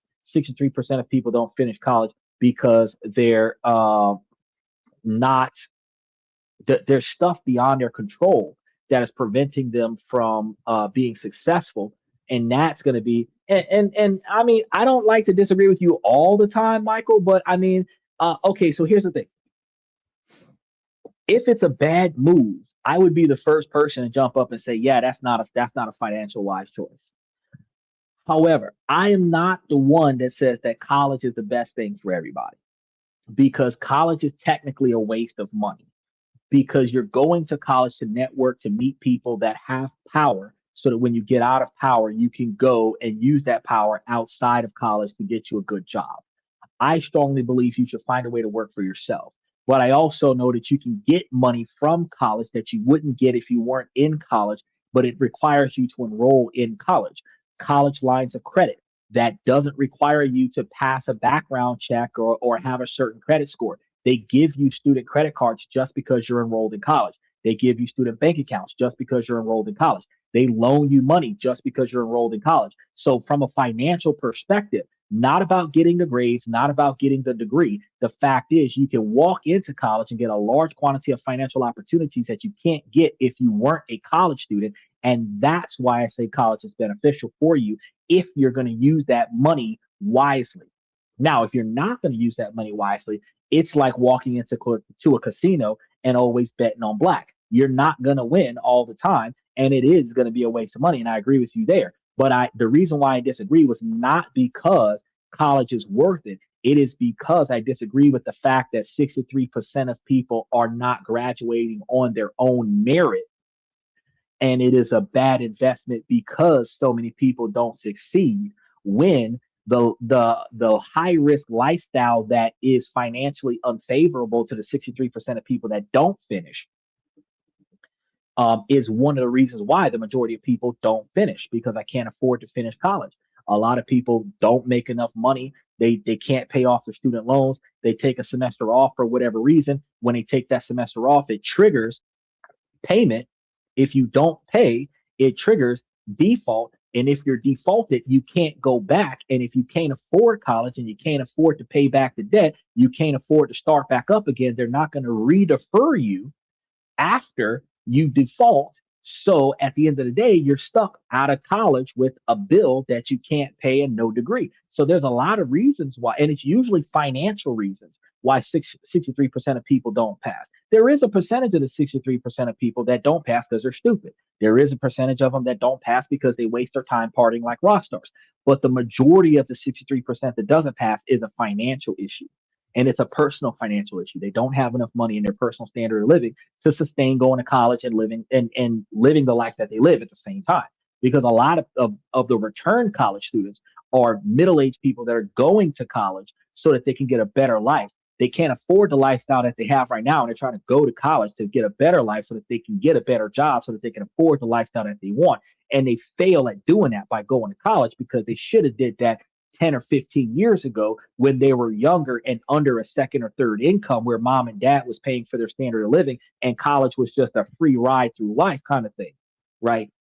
So you are right to a degree that yeah, it's gonna fuck up a lot of people's money, and not a lot of people are gonna get a lot out of it. And the majority of people that get a degree don't get a degree in their field, and they got a degree, but I mean it doesn't benefit their standard of living, and the cost of their college education doesn't nearly amount to the cost or the profit from the employment that they acquire after college. So it's not like it's a financial benefit to get a degree because you owe more money to the government now up to 25, 30 years than what you're going to make on your annual salary for going to work. So I'm not going to say that college in and of itself is a financial benefit. I only disagree with the fact that 63% of people fail to complete it, and that makes it a wasted effort. No, I will say the opposite. I say that even the 17 the what the 37% of people that do succeed, it's a waste of fucking money for them because they're out of the people who do graduate, they don't get that, not all of them get So when you think out of 100% of the people that go to college, only like 37% of them graduate, and out of 100% of the people that graduate, less than half of them get a job that supports what they went to college for. So less than 20%, 25% of people who try to go to college actually can afford the lifestyle that comes out of college. Everybody else is just in a boatload of debt, failed dreams. He said med school 8 years plus 4 years specialty. Going to college for being a doctor, good idea. No, shit, no, you're talking about 8 years of med school plus 4 years of specialty, and then you're right. You're talking about backtracking and saying that it was like 150% to get your bachelor's degree before you went to med school. So if you're looking at like 4 years without remedial classes, you're looking at 6 years to get your bachelor's degree. And if you went to an associate's, if you went to a community college instead of coming fresh out of high school and going to the 4 year, then you're likely going to do 2 years in community college, which means you're 3 years for the community college, and then out of the 4 year, you're looking at probably 5 years for the 4 year institution, which is a total of 8 years, plus the 8 years for undergrad, plus the 4 years for specialty, which is like 16, 20 years of college to go be a doctor. It's not a good. You're right. It's not a good idea. It's a bad event. And $200,000 is the cap now that your debt's going to be when you walk out of college.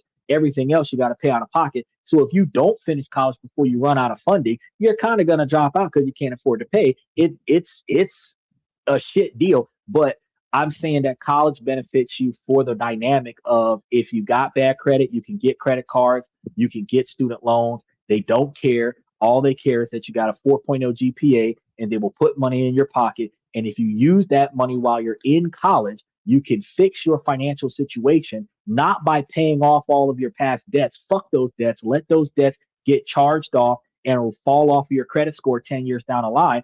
Take that money and invest it right now in 7 years of college.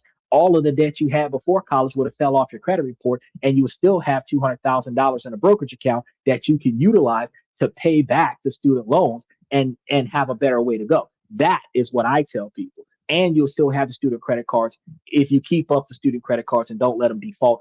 And you're going to see your credit score go up because you'll be on time payments or overpaying on your student loans to offset any taxable income that would have happened from your brokerage account. Because if your brokerage account is paying on student loans, it's paying back a loan, which is a tax blanket. So if you start paying $10 or $15,000 a year on your student loans instead of paying whatever the fuck they asked for because you got it like that from your brokerage account. You don't have to pay taxes on the profits from your brokerage account, but you don't have to give your student loans a dollar because of interest from the principal pays off the original balance. So you end up the transaction breaks even, but you keep $200,000 in your brokerage account when the whole deal is done.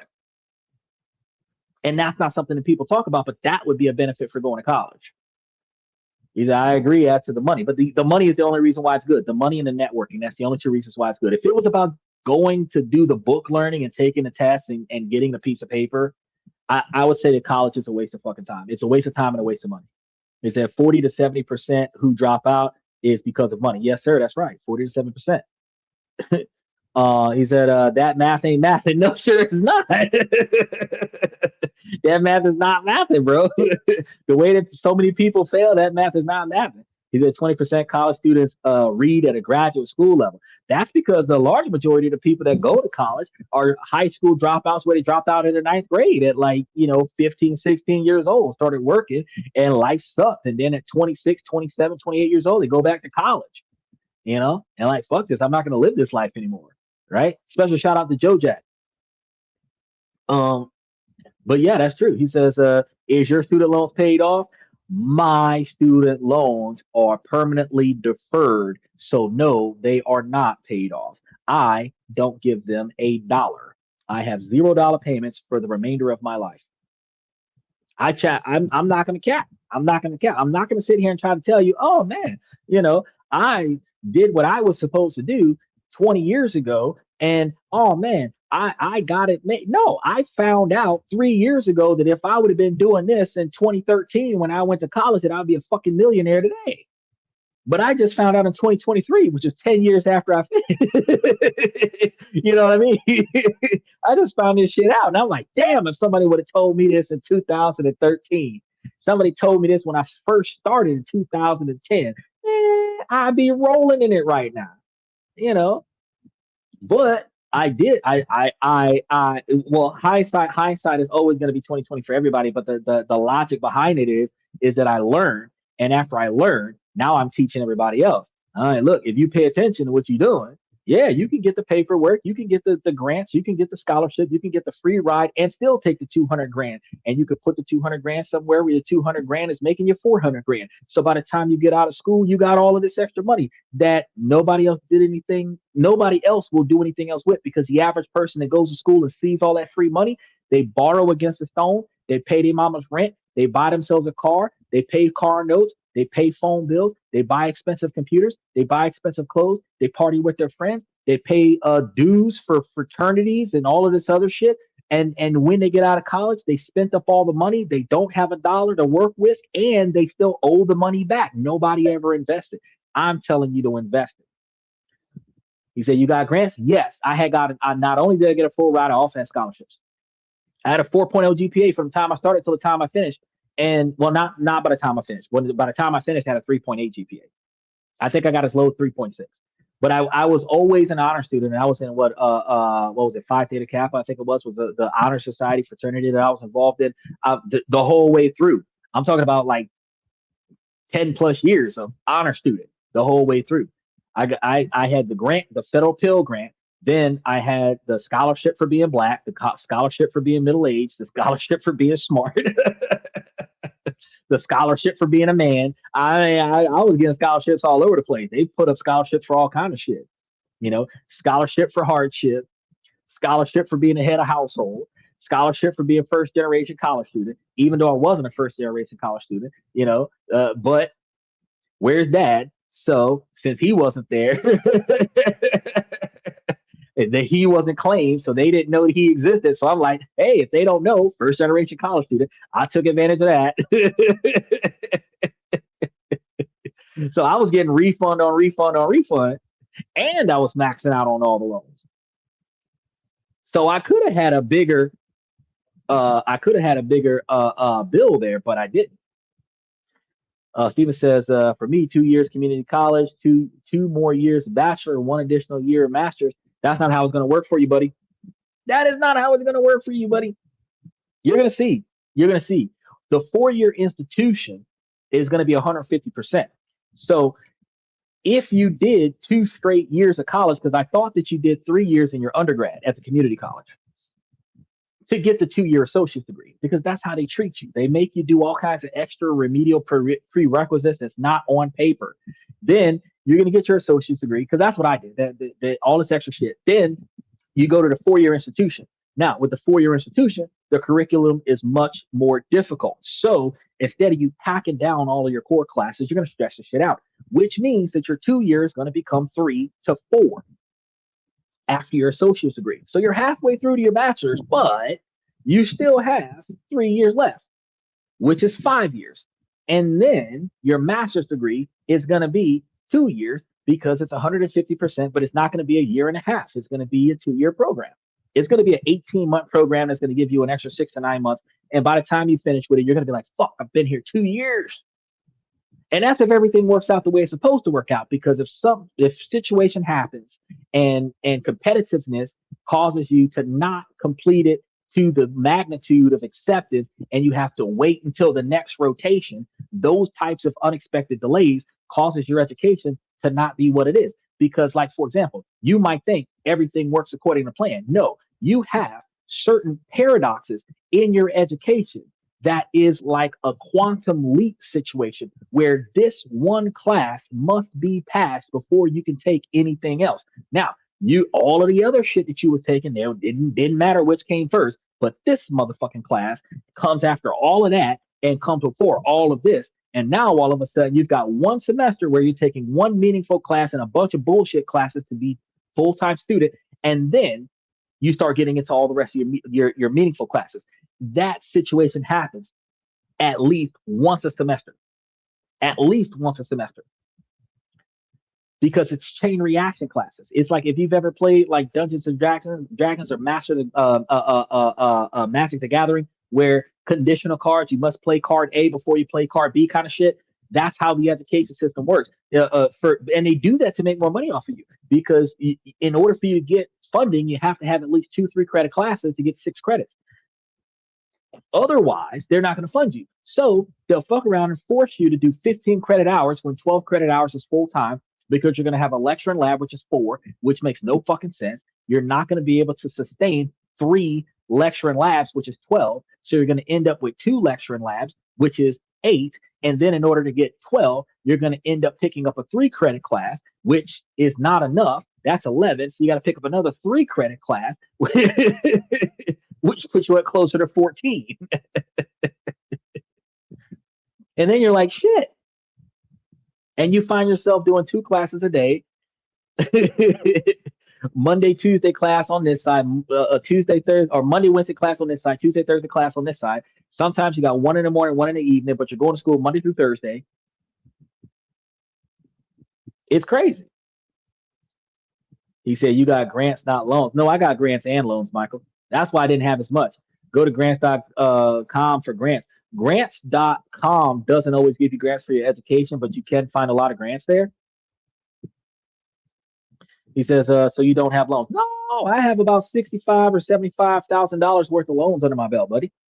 No, I had a lot of money. I had a lot of loans under my belt. He said, I'm in PKT Honor Society as well. So you know what I'm talking about. He says, so I did 2 years and 2 more will get me where I'm going. A foot on the gas all the way. Hey, if it works out for you, I really hope that it works out for you that way. Congratulations if it does. Just note, do not beat yourself up over it if it doesn't go that way because I'm telling you how 4-year institutions make their money.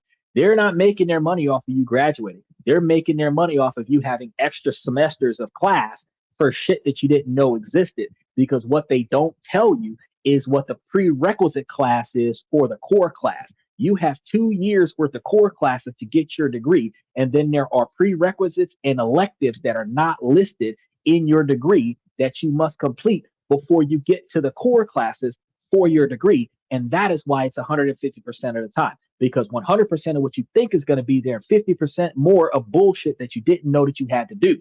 That is what I'm preparing you for. You're going to see. You're going to see. Your first semester starts in like 3 or 4 weeks. When you get in there, go to your student portal. Go look at the list of classes that you have to accomplish to get your degree. And then look at the prerequisite that must be completed before you file assign for that class. And that's going to be the key thing because the prerequisite, if it's not complete, you're not going to be able to register for the core class.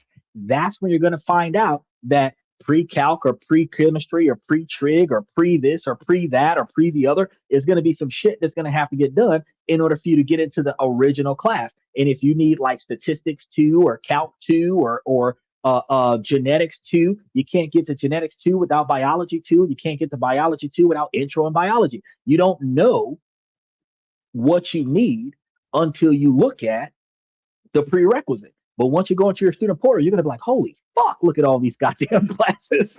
and they don't line up. They don't line up.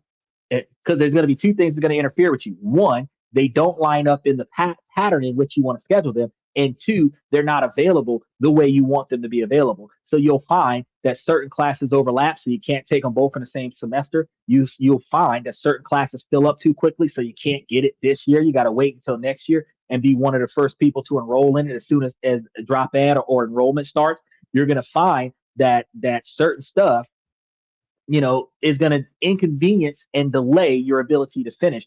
And just note, I told you so.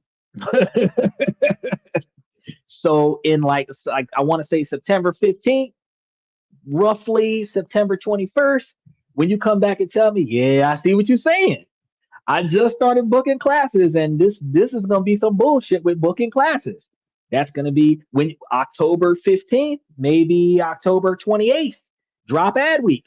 Yeah, some of these classes are bullshit ass classes. The teachers are dick. They're not teaching the students Office hours are irregular. The teacher's never in the office during office hours. I can't get the information I need. I have to drop this class. Soon as you drop the class, you extend your graduation time by an extra 6 months. And if you're taking a science class, you can only fail, you can only get 2 Ds in your major before you have to change your major. You can drop the class at least once. Each class, you can drop the class at least once, but you can only get 2 Ds. So if you think you're going to fail, you have to drop out before the last a drop week in October. Otherwise, you fail the class, and that also delays your graduation. And science classes are a dick. It's trivial information that is not good for any kind of water cooler conversation. And if you don't get a job in the field of that information, you're never going to use it after that test. And it hurts. It hurts because you got to know it, but you don't know anything about it. And the teacher doesn't have the time to teach you because there's 300 fucking kids in there, and everybody's on their laptop with fucking Roblox and Fortnite and all this other shit, and students doing TikTok dances during class and shit instead of getting damn class out of the way. I mean, there's a lot of stuff going on, man. He said, as long as I don't pop out a Steve Jr. or get in a fight and go to jail, I'm good. No, no, no. You can pop out a Steve Jr. There's a scholarship for single fathers. And you can get out, you can get into a fight and go to jail. And there's another scholarship for reformed inmates. So I mean, if you went to jail, you could get more money. And if you have a kid, you can get more money. So I mean, there isn't a there's not a bad. The only thing that you can't do is get a fight on campus or go to jail on campus because that'll get you expelled from school. Um,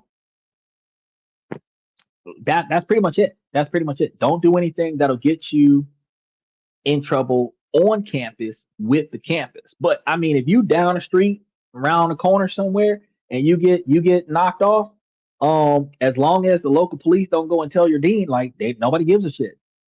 But when you're filling out an application for a scholarship, it's like, yeah, I just got out of jail. You get that inmate reform scholarship. They got, got them out there. They got them out there. There is a grant and a scholarship for the majority of situations that allows people to turn their lives around. Nobody knows that they exist. Very few people take advantage of them, but they're out there to aid the people who want them or the people who need them, the people who know that it exists, to help people get where they're trying to go at in life. But it just requires people to look, and not too many people do. So take the time to go ahead and go take a look at that. Now, we ran through all the shit that we was gonna run through for today. We still managed to do 2 hours with all the technical difficulties and everything to that effect, and we still managed to cover all of the important parts of today's show. I got so much editing to do. I have not edited in 2 months, but I did edit the inappropriate behavior from the boys off of the other show. So I don't know. Y'all told me pull up an intern and have them pick up a marketing intern and have them edit. I'm working on it. I'm working on it. Um, but we do have rolls out of a lot of information every night of the week. I made sure of that.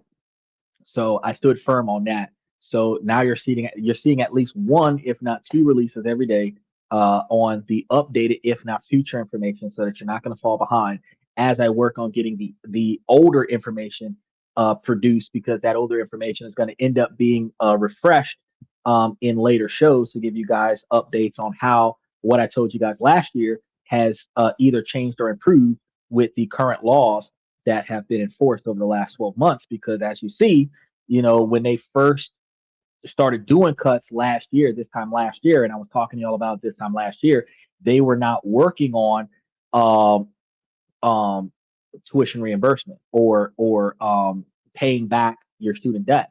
This year they're working on it. So it's a multi-part process.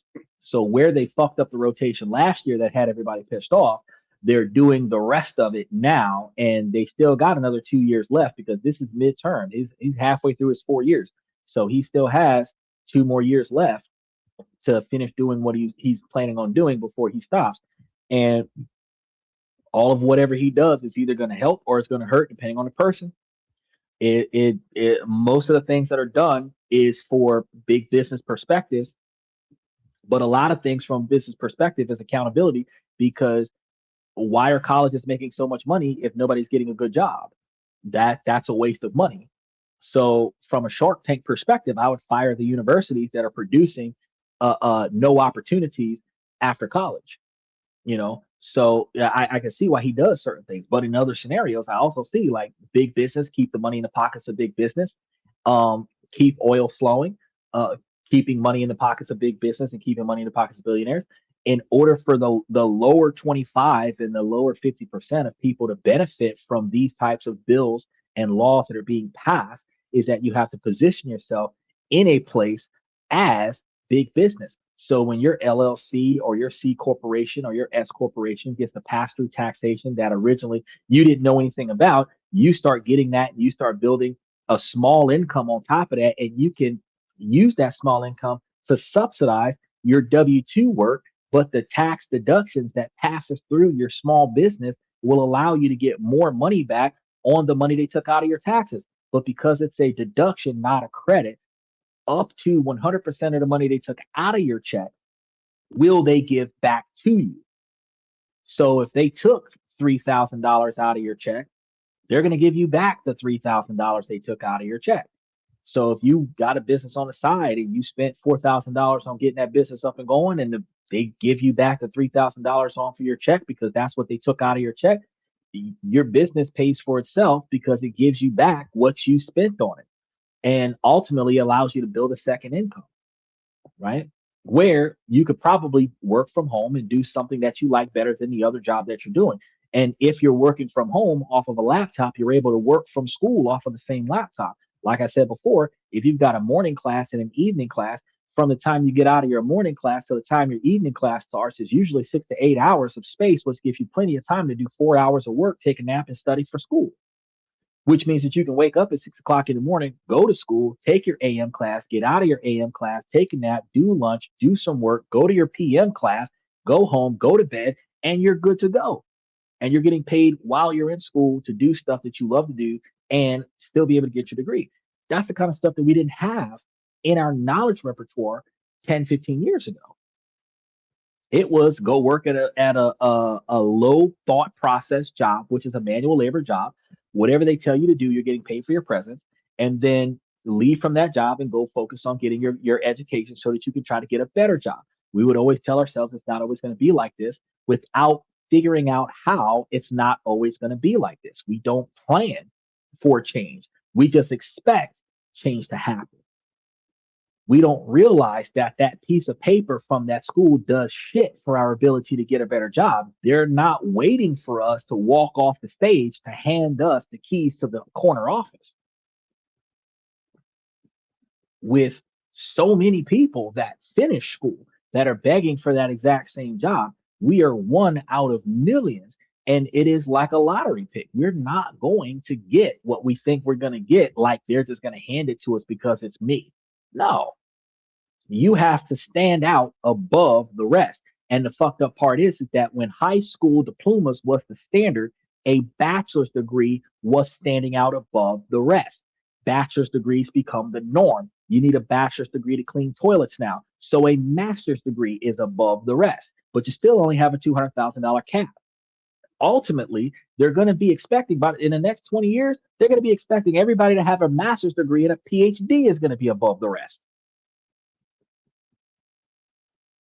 But the biggest issue that a lot of people are not paying attention to is the what 64, 65,000 immigrants that get citizenship in America with their H-1Bs are all coming over with a fucking master's degree, if not three, and potentially a PhD in order to get citizenship to be in America. So your competition isn't the kids sitting next to you in your 4 year institution. Your competition is some fucker from overseas who flew in yesterday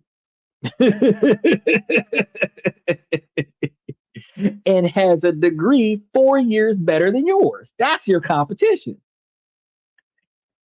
And if you're not preparing for that today, because in Asia, they're grinding their kids at 4, 5, and 6 years old before their kids know how to be bad. Their kids know how to take their ass to school. We didn't learn how to take our ass to school until we were 15, 16 years old. They had us beat by 10 years. So when they're adults, they didn't have 3 degrees by the time they're 30. We're 30. We're still trying to get one fucking degree. And so by the time we get that degree, we're 41. And the 36-year-olds, the 28-year-olds, are popping out of college in Asia, flying to America, 10 years younger than us, trying to get into the same field we're trying to get into. And big business hires younger people first.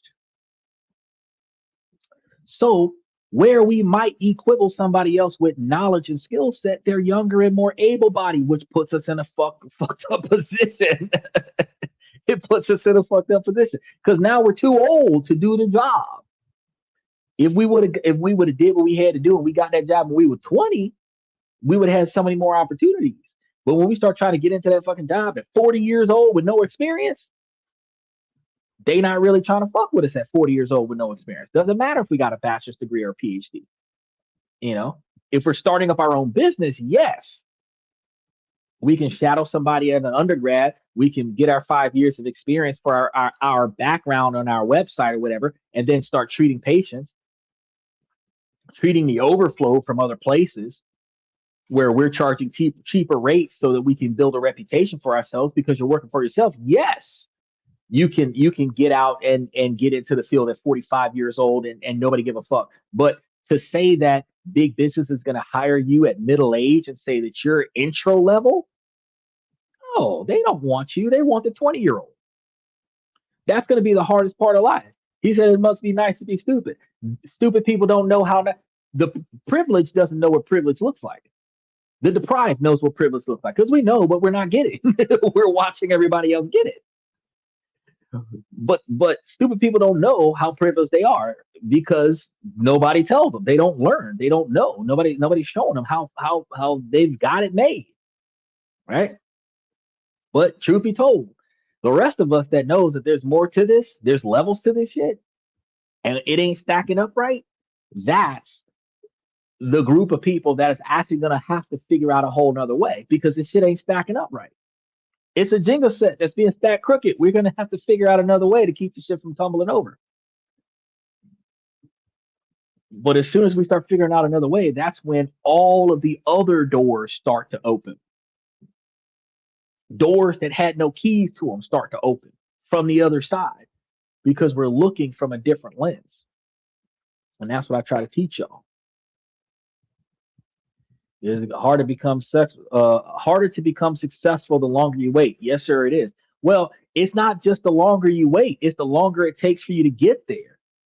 So if you're stalling on your ability to try to be successful because you're waiting for something to happen, yes, the longer you wait, the harder it is going to be for you to succeed. But if you're grinding at the stone and you're putting in that work to try to be successful, and the delays in your ability to be successful is taking more time than you would prefer, that stack of delays typically is unfavorable to your timeline. Like Steven's right now, 36 years old. I believe he's going to make it, but he's 36 years old right now. And if he's looking at 2 years, and I'm telling him it might be 3 or 4 more years, he's going to be like 39 or 40 when he gets out of college with his bachelor's degree. And he says he wants to do 1 year, which I believe is going to be 2 years of his master's degree. He's going to be like 42 or 43 when he's done with his master's degree. The field that he's going into typically has 28-year-olds with a master's degree. If he's working for somebody else, they're going to take the 28-year-old because that person can give 20 years to the company before they're his age. But if he's going to work for himself straight out of college, he would likely be successful for himself if he can show enough experience to bring in customers. Because once he's got the certifications, it could be your first day on a job. As long as you got the certifications, you can legally do it. But the enough experience for people to trust that you know what you're doing, which requires you to network to people who will refer somebody to you, that's going to be what is going to tell the difference between your success and your failure.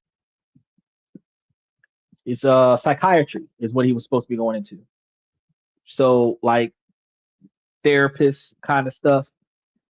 It was like 4 or 5 months ago when he and I talked about it, so I don't have the exact field, but that's one of the reasons why we had covered the registered nurse thing. And I was talking about being a concierge doctor because if you're going into psychiatry, which technically isn't that hard to do, to listen to people and write them a prescription, it is hard to do because you have to listen to people, not judge them, and provide them with a prescription. And the not judge them part from men who are naturally fixers, and the first thing we try to do is listen to your bullshit and give you like 18 different ways to make it better. The therapy is about you making them think for themselves, not you telling them what to do to get better. And the reason why you're not supposed to tell them what to do to get better is because if it was your idea and it fails, then they can sue you for giving them bad advice. So you're not supposed to really give them advice. You're supposed to make them decide on their own on which ways to go to get certain things done. But you can advise them to seek other professionals to aid them in their ability to succeed without having legal action against you. So there's a lot of stuff involved with that. But fresh out of psychiatry or fresh out of college with a psychiatry degree to go work for somebody else, you will be outpaced by somebody who's 20 years younger than you. But fresh out of college with a psychiatry degree, going into the field as your own boss, you have to do it differently than everybody else so that you can corner a saturated market. And that's why I was telling Steven, if you're coming out with a psychiatry degree and you do a concierge doctor situation where like the virtual phone calls and shit. So people who can't get to the doctor or don't have the time to get to the doctor, you can talk to them over the phone, and that will satisfy their ability to get mental health treatment. You do that, then you make a partnership or a conglomerate group where you oversee a bunch of other people that are coming out of college trying to do the same thing, and then you expand your network where you have like 5 or 7 doctors that are all treating patients over the phone, virtual calls. And you can do it too. But if you've got 5 or 7 doctors that's doing it and you're doing it, that gives y'all like 7 or 8 doctors that's doing it. And if each of y'all got like 10 patients, y'all got like 70 patients. And that's just to get started. If that's a by the hour scenario, if y'all got 70 patients by the hour scenario, y'all are charging $125 on the health insurance, y'all are making a shit ton of money to talk to people on a computer all day long, instead of getting paid to 25 or $30 an hour to sit in his chair and talk to somebody about how was their day. Yeah, it's really nuts. He says he'll go work in a hospital like a social worker. That's typically where people get their experience from out the gate, and I recommended that he start doing that now. Go understudy at some hospitals, nursing homes, go find some psychiatric facilities that will allow him to shadow them because since he's a college student, this is one of the benefits of being a college student. Saying I'm a college student gives clout to his presence in a location where he's no longer allowed or not normally allowed to be in.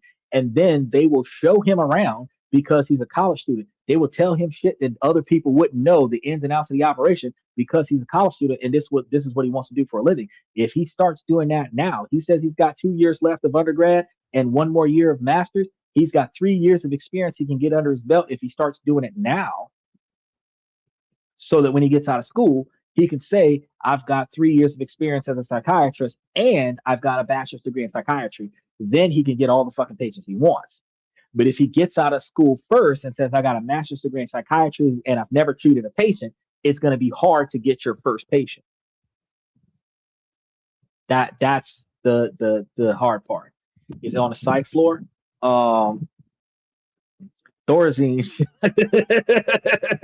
You're talking about morphine. You're talking about hitting it with some Ritalin. You're talking about get some lorazepam. You gotta start making some cocktails. You gotta pet him while he's in the head, like, shh, it's gonna be okay. It's gonna be okay. Hit him with another dose. He'll do clinical rotations. But when you start thinking about stuff like that, that's the part where I told Stephen that it's not going to be just 2 years because when you start talking about clinical rotations and shit like that, you start talking about 18 months of additional schooling that wasn't in your original curriculum so that you can use those rotations on your resume to pick up patients. There's a lot more to this shit. There's levels to this shit. There's hidden levels to this shit. Like when you go through the tunnel in Super Mario and you end up in that tunnel that's full of coins, there's hidden levels to this shit. Like when you get the leaf and you run really fast and you fly into the sky and you end up in that new level where it's all coins in the sky, there's hidden levels to this shit. And nobody tells you that there's hidden levels to this shit. I tell you there's hidden levels to this shit. So you think you've only got 12 levels to pass, and I'm telling you there's 15 levels to this shit. Because there's a bunch of hidden levels that you don't know about. I'm trying to tell you, I done been there. I done been there. I done been there. And it wasn't no long time ago. I done been there. You know what I mean? So you just gotta just double look, double check. Don't put a time limit on how long it takes for you to finish. Just recognize that you gotta keep going until you finish. And just keep making money, make money for you the whole time you're in there. That's what you gotta do. That's when you make it a benefit. Get your student credit cards, as many as you can get. Get the as many student loans as you can get. Invest them in brokerage accounts to make as much money as possible. And when you get out of college, that's when you get out of college as Dr. Phil with all this fucking money in the background, bomb ass credit score, and paying down all the student loans. That's the way. That's the best course of action. You can say at the very least that you went to college, you learned from this and that, and you ended up a multimillionaire because of the podcast. But you met a few good friends in college. You might even met your wife in college. So it is what it is. And she was your first patient. How does that make you feel? All right, all right, all right. I gotta wrap things up.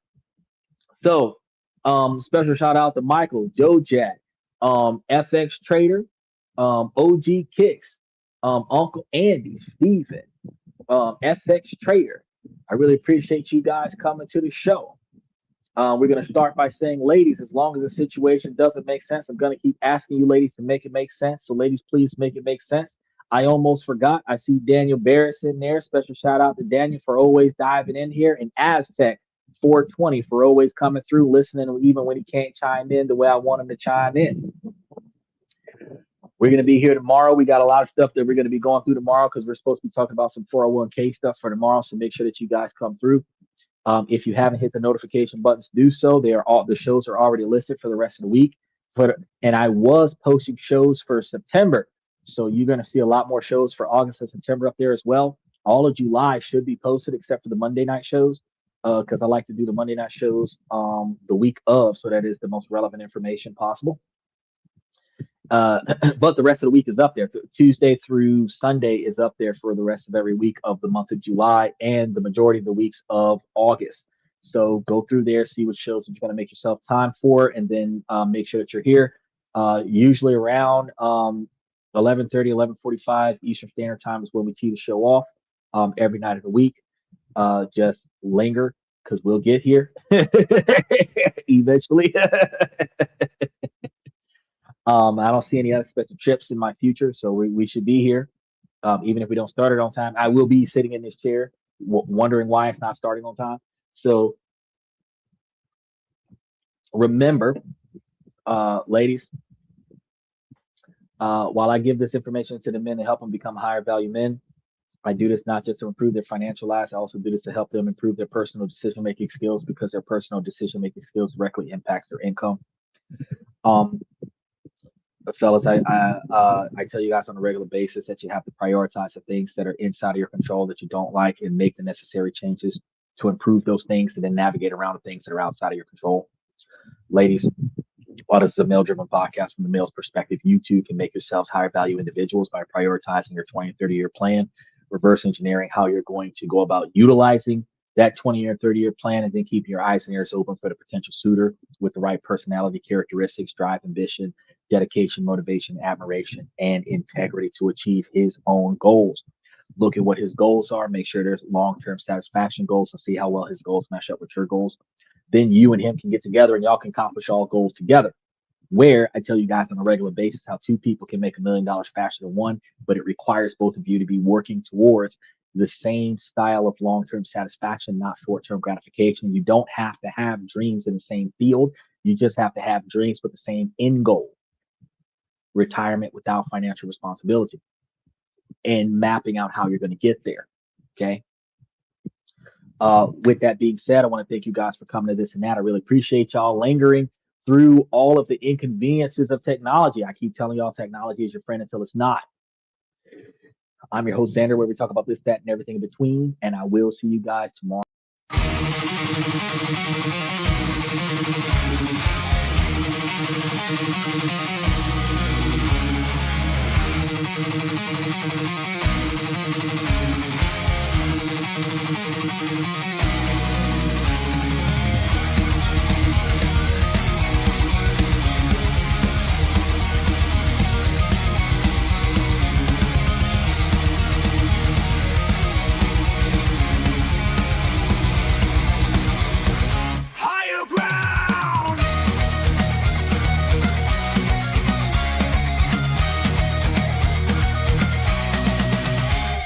Chase validation, now I validate myself.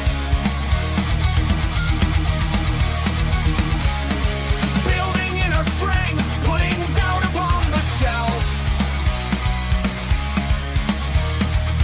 No more unnecessary drama, no more wasted time. Climbing higher, constantly making my own climb.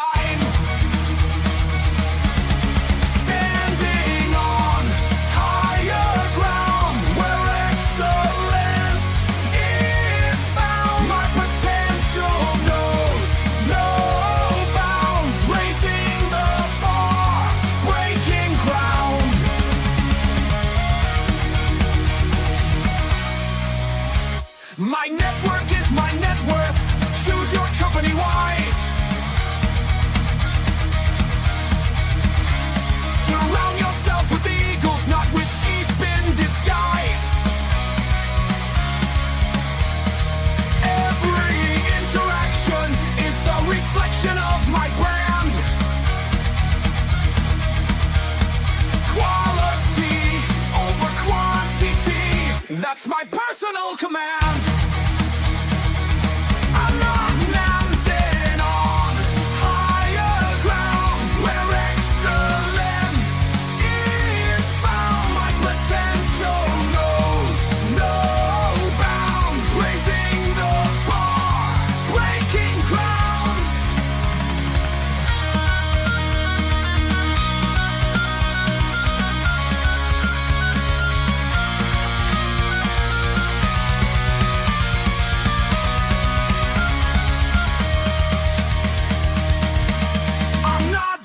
Living, I'm manifesting my vision, cutting through limitations with surgical precision.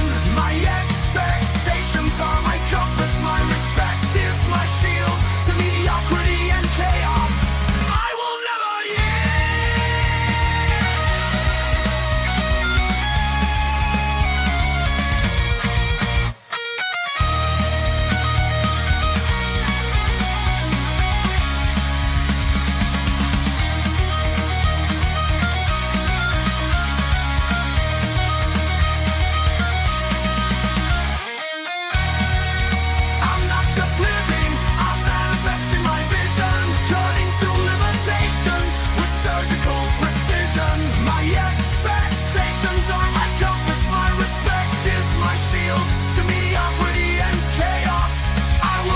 yield.